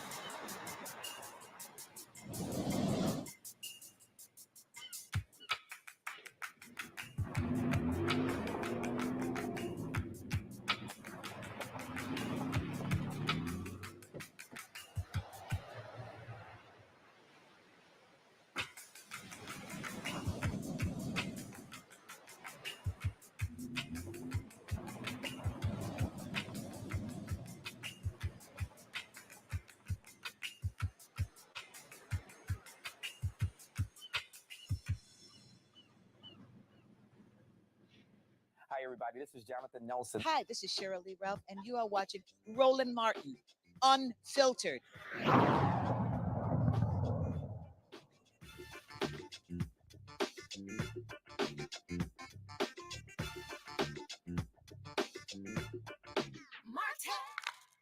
Okay. All right, folks. Last month, we told you about the story of a Florida father facing attempted murder charges for shooting at police officers during a late-night attempt to execute a search warrant. The good news, the state dropped all charges against Corey Marino Jr. this week, but his lawyers are still seeking justice for one-year-old Silent, who was injured in police custody. The police and his brother give different accounts of how the child was hurt. Joining us to update the case is Corey Marino Jr. from Florida and his attorney, James A. Bryant from Los Angeles. Gentlemen, glad to have both of you here. First and foremost, Corey, you got to feel good. They dropped the charges. Thank goodness. Yes, sir. Yes, sir. I mean, look, you're lawful gun owner. You're in your house. You don't know who the hell's busting in your doors. Right. Yes, sir. So, hey, I'm just happy that they dropped all charges, and I'm just really blessed. But let's talk about when it comes to your son. So exactly what's going on there. And first of all, let people know again what happened so folks understand how your son was injured and what is his condition today. Okay, so it was about 4 something in the morning. Police did a search warrant. I heard a bang at my door.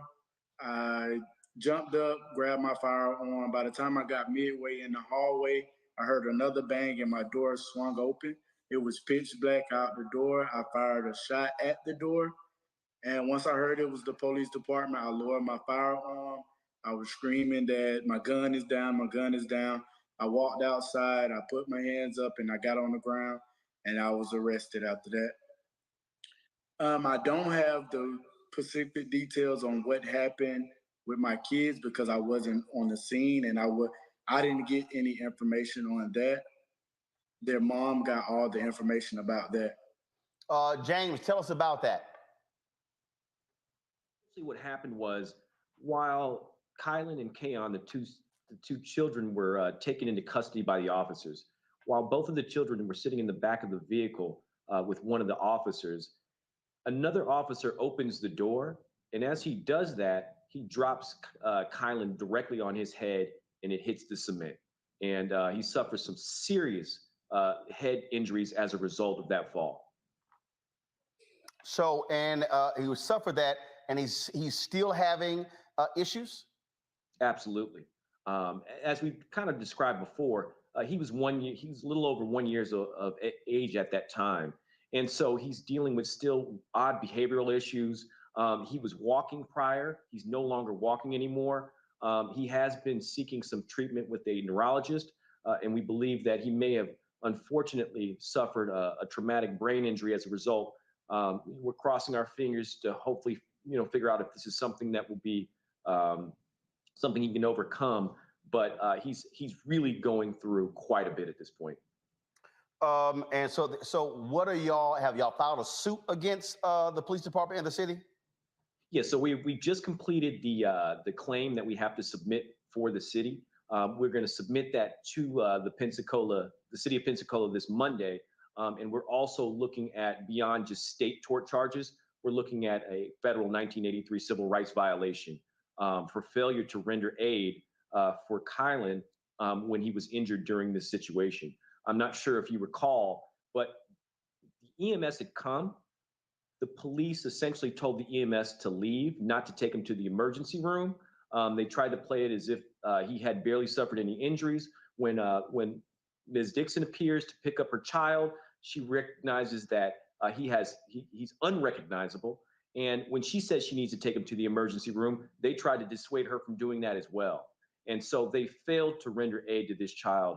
And we plan on holding whomever failed to assist this child accountable. And Corey, how are y'all? What is your plan of action for your son? You're talking about for the claim? In terms of monitoring him, in terms of making sure that he's getting the top medical care, and for what has happened. Oh, okay. Mom is monitoring him throughout the day. throughout the night. We take turns on monitoring him to make sure that he's cooperating the right way. You know, he wants to be up under us at all times. He don't want to be nowhere away from us. So he clings on to us more than he has. Indeed, I know you're sitting there with your pastor as well. So glad that he is offering support in this. James, anything else?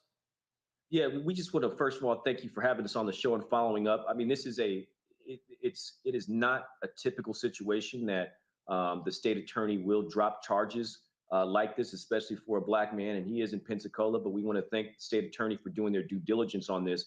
But we're going to continue to get justice, and believe me, Roland, I think there's a lot more stuff going to be coming out of Pensacola in the near future. So just stand by. Last thing, Corey, you lost your job from the credit union. What's up with that? Did they give a job back? What's going on there? Yes, sir. They reinstated me. Oh, they reinstated you. They apologize to you? No, they really didn't apologize, but they did.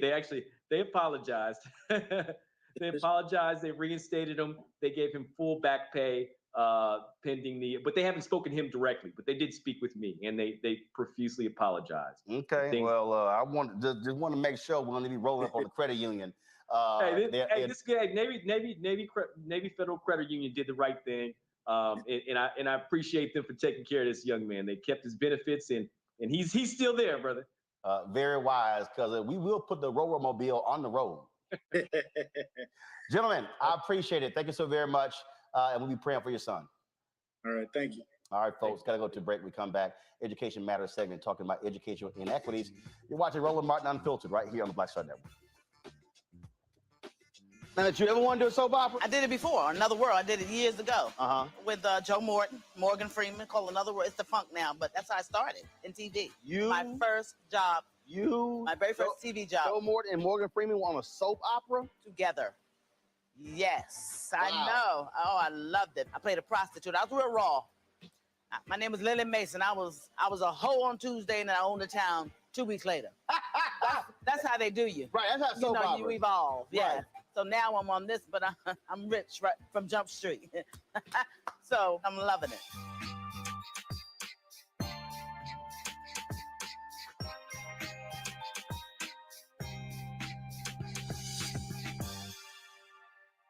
Don't you think it's time to get wealthy? I'm Deborah Owens, America's Wealth Coach, and my new show on the Black Star Network focuses on the things your financial advisor or bank isn't telling you. So watch Get Wealthy on the Black Star Network. Black Star Network is here.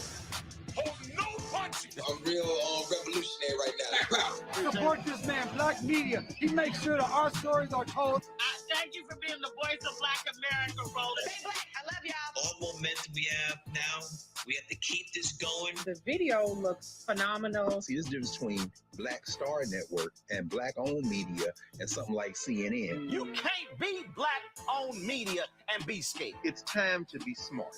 Bring your eyeballs home. You dig?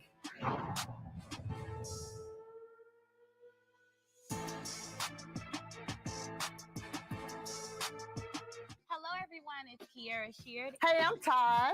I'm Coco. And I'm Lily. And we're SWV. What's up, y'all? It's Ryan Destiny, and you're watching Roland Martin Unfiltered.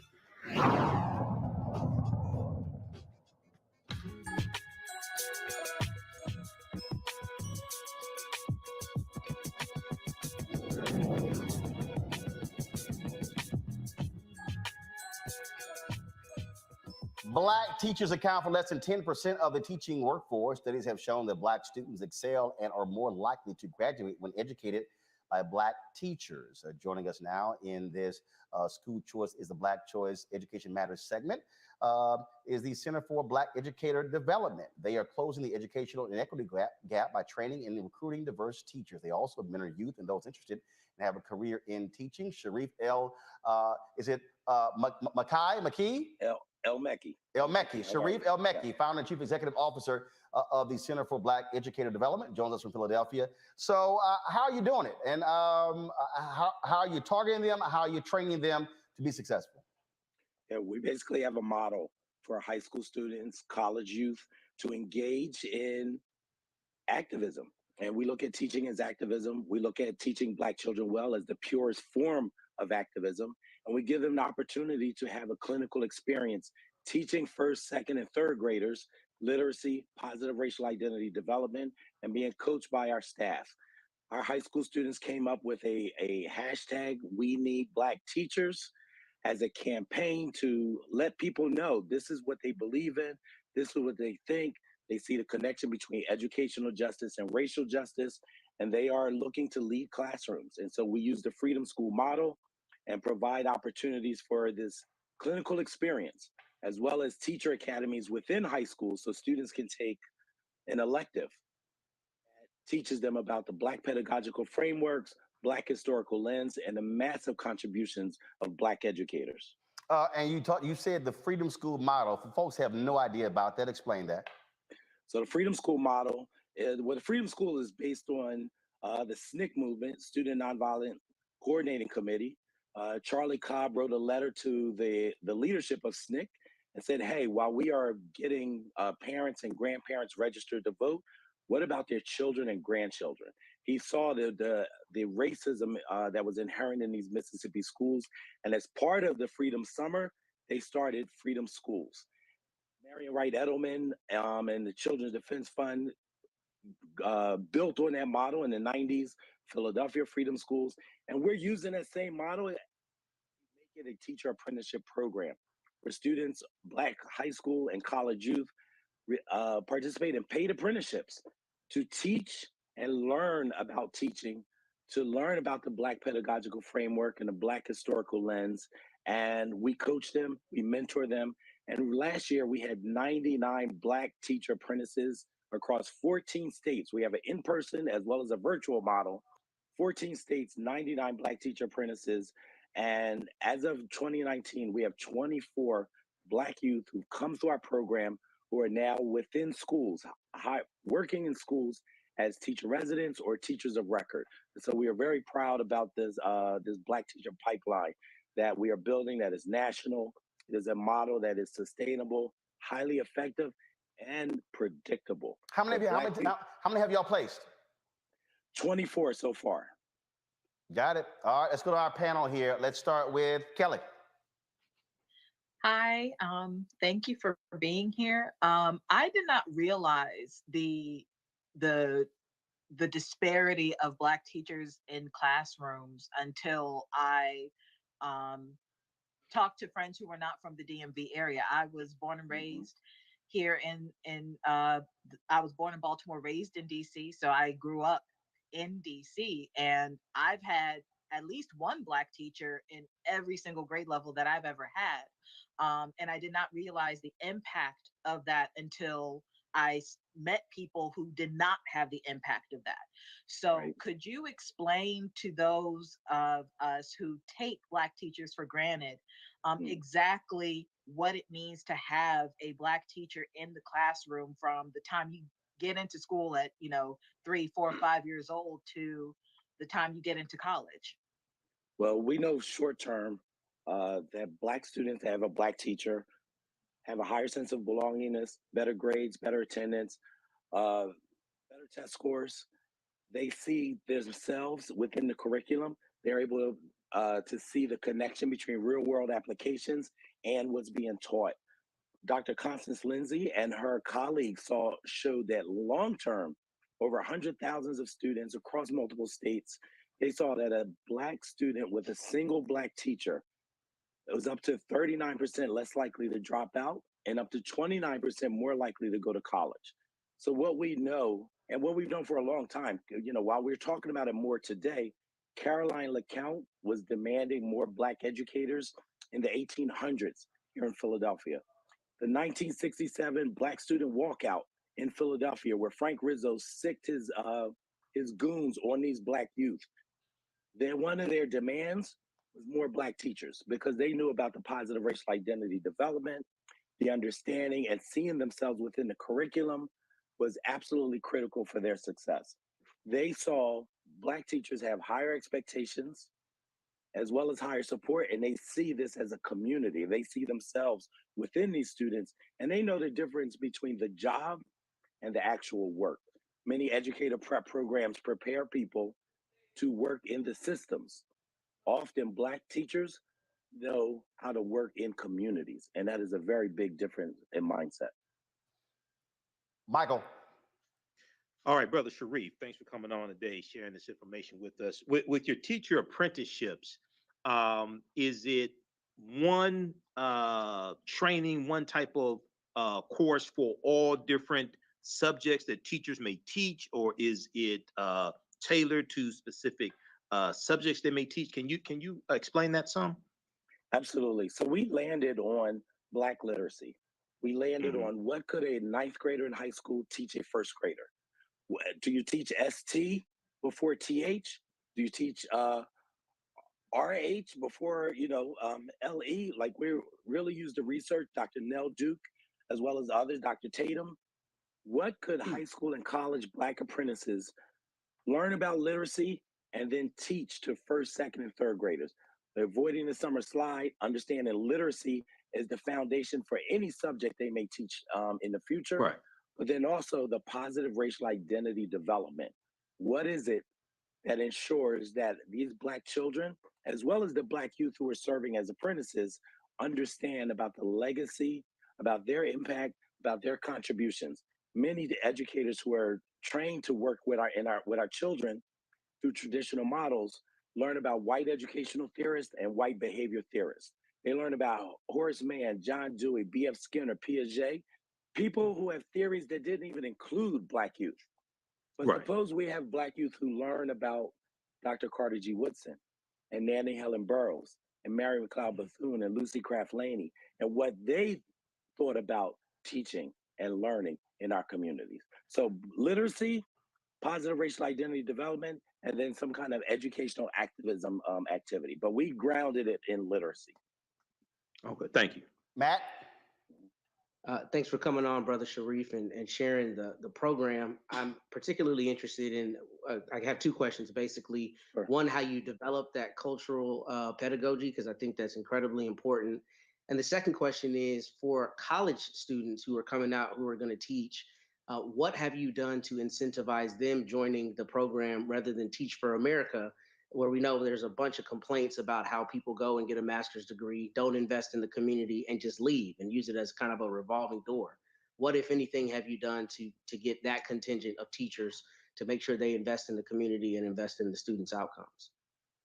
We've been very fortunate to engage with college youth who are actually from the community. So in person, we are in Philadelphia, Camden, and in this summer, we'll be in Detroit. And then virtually, as I mentioned, it'll be 14 states this past summer.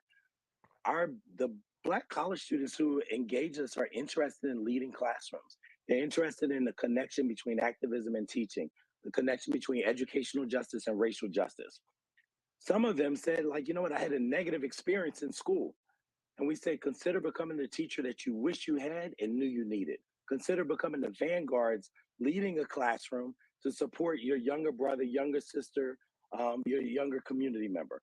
And these, you know what, brother, it's been absolutely amazing to see the activism. But the activism in youth is not new, right? We knew the SNCC, Black Panther Party, and so many other movements were grounded in the youth. And we're just tapping into that activism, that sense of justice, and tying it into the purest form of activism, which is teaching Black children well. So that opportunity that our students have been involved in has been really profound. We have 4 young men, for example, that are our inaugural Black Teacher Pipeline Fellows. This is a partnership with the United Negro College Fund. These young men have gone through our program. They're in college now at Morehouse, Westchester, College of Worcester, Howard University. And they've saying, I'm coming back to Philadelphia to teach, to lead classrooms. And in partnership with UNCF, we're providing them with last dollar scholarships, as well as retention stipends once they start teaching for their first 4 years of teaching. But what we're doing is building a community. And these students are from these communities, and what they're vowing is to return, give back, and lead. And as Mary Church Terrell used to say, educators lift as they climb, and that's what these college youth are intent on doing. All right, Sharif, we appreciate it. If folks want to get more information, where do they go? www.thecenterblacked.org. And we're on all the social media platforms. #We need Black teachers. All right, then. And we do need Black teachers. We appreciate it. Thank you so very much. All right, folks. That is it for us, folks. Let me thank Kelly, Matt, and Michael for joining us on this Friday. I also want to thank the folks who have been sending me, they've been sending me, folks who have already been joining our Bring the Funk fan club as we were live. Anthony Love joined us, Brashana Hill, Samato Dabney, Stephanie Carradine, Thomas Drew Jr., DKP24, Jasmine Breedlove, Terry Ann Ray, Patricia Briggs, Larnell Farmer, Joan Warren, Letitia Cright, let's see here, Sharon Aved, Charlie Stokes, Clinton Holmes, Quentin Green, Tommy Williams. I want to thank all of you. I'm leaving out one person. Hold up, let's see right here. On Zell, Etha, or Etha Dawson, and also Adrian Hood. Thank you so very much. As well, folks. Please, we want you to support. Oh, I'll lift up one. Let's see here. Gordon Lucas and Ingrid Montgomery just came in, and then Venmo Renee Sumby. So, folks, I appreciate it. Again, when y'all support what we do, it makes it possible for us to do what we do. If y'all go to the YouTube channel or go to Black Star Network, y'all see this facility. I'm transparent. This is $15,500 a month, this location right here. That's what this costs. Okay? I was just checking our P&L statement for February. Our monthly expenses, listen to me carefully, our monthly expenses for Roland Martin Unfiltered is $96,000 a month. $96,000 a month. So when I say your support is huge, when I just sat there yesterday and had to open 60 envelopes, and it was about a total of $10,000 in money orders and checks, trust me, that's huge for us. It pays staff, it pays light bill, it pays gas, it pays all the different things. And so when you support us, trust me, it matters. Again, 2020, man, y'all came strong. $672,000 y'all gave in 2020. Y'all came stronger in 2021 with $827,000. We are hoping we can hit our goal of $1 million from our fan base in 2022. Cash App is $RM Unfiltered. PayPal is R Martin Unfiltered. Venmo is RM Unfiltered. Zelle is Roland at RolandSMartin.com. Roland at RolandMartinUnfiltered.com. Of course, the P.O. Box for a check or money order is P.O. Box 57196, Washington, D.C. 20037. And I'm telling y'all, I need y'all to understand, I am working hard to go working with Congressman Hank Johnson to go after this federal advertising money. I'm not apologizing to anybody. All you fake new so-called black media people want to run y'all mouth, talk about, oh, they getting government money. Guess what? That's our money, taxpayer money. So first of all, I'm trying to figure out how in the hell y'all sitting there hollering about reparations, but then you're going to get mad with somebody black trying to actually get advertising money from the federal government. Where in the hell your reparations going to come from? See how dumb some folks don't even think? So when we're fighting for black-owned companies to get federal contracts, that's taxpayer dollar.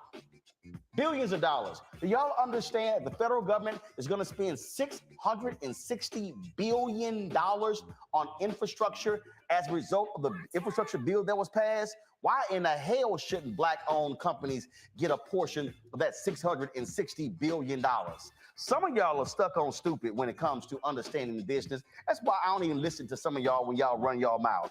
But I'm telling y'all right now, you need to understand what we're trying to do, what we're trying to build, how we're trying to go, and those dollars are important. So when we call companies out, we need y'all to stand with us because we got to be able to build and grow this thing in a serious and unique way. Folks, I appreciate it. We scroll all those people who have already given. Please, you want your name on that list? Please contribute. Guys, I'm going to see y'all on Monday. Ho!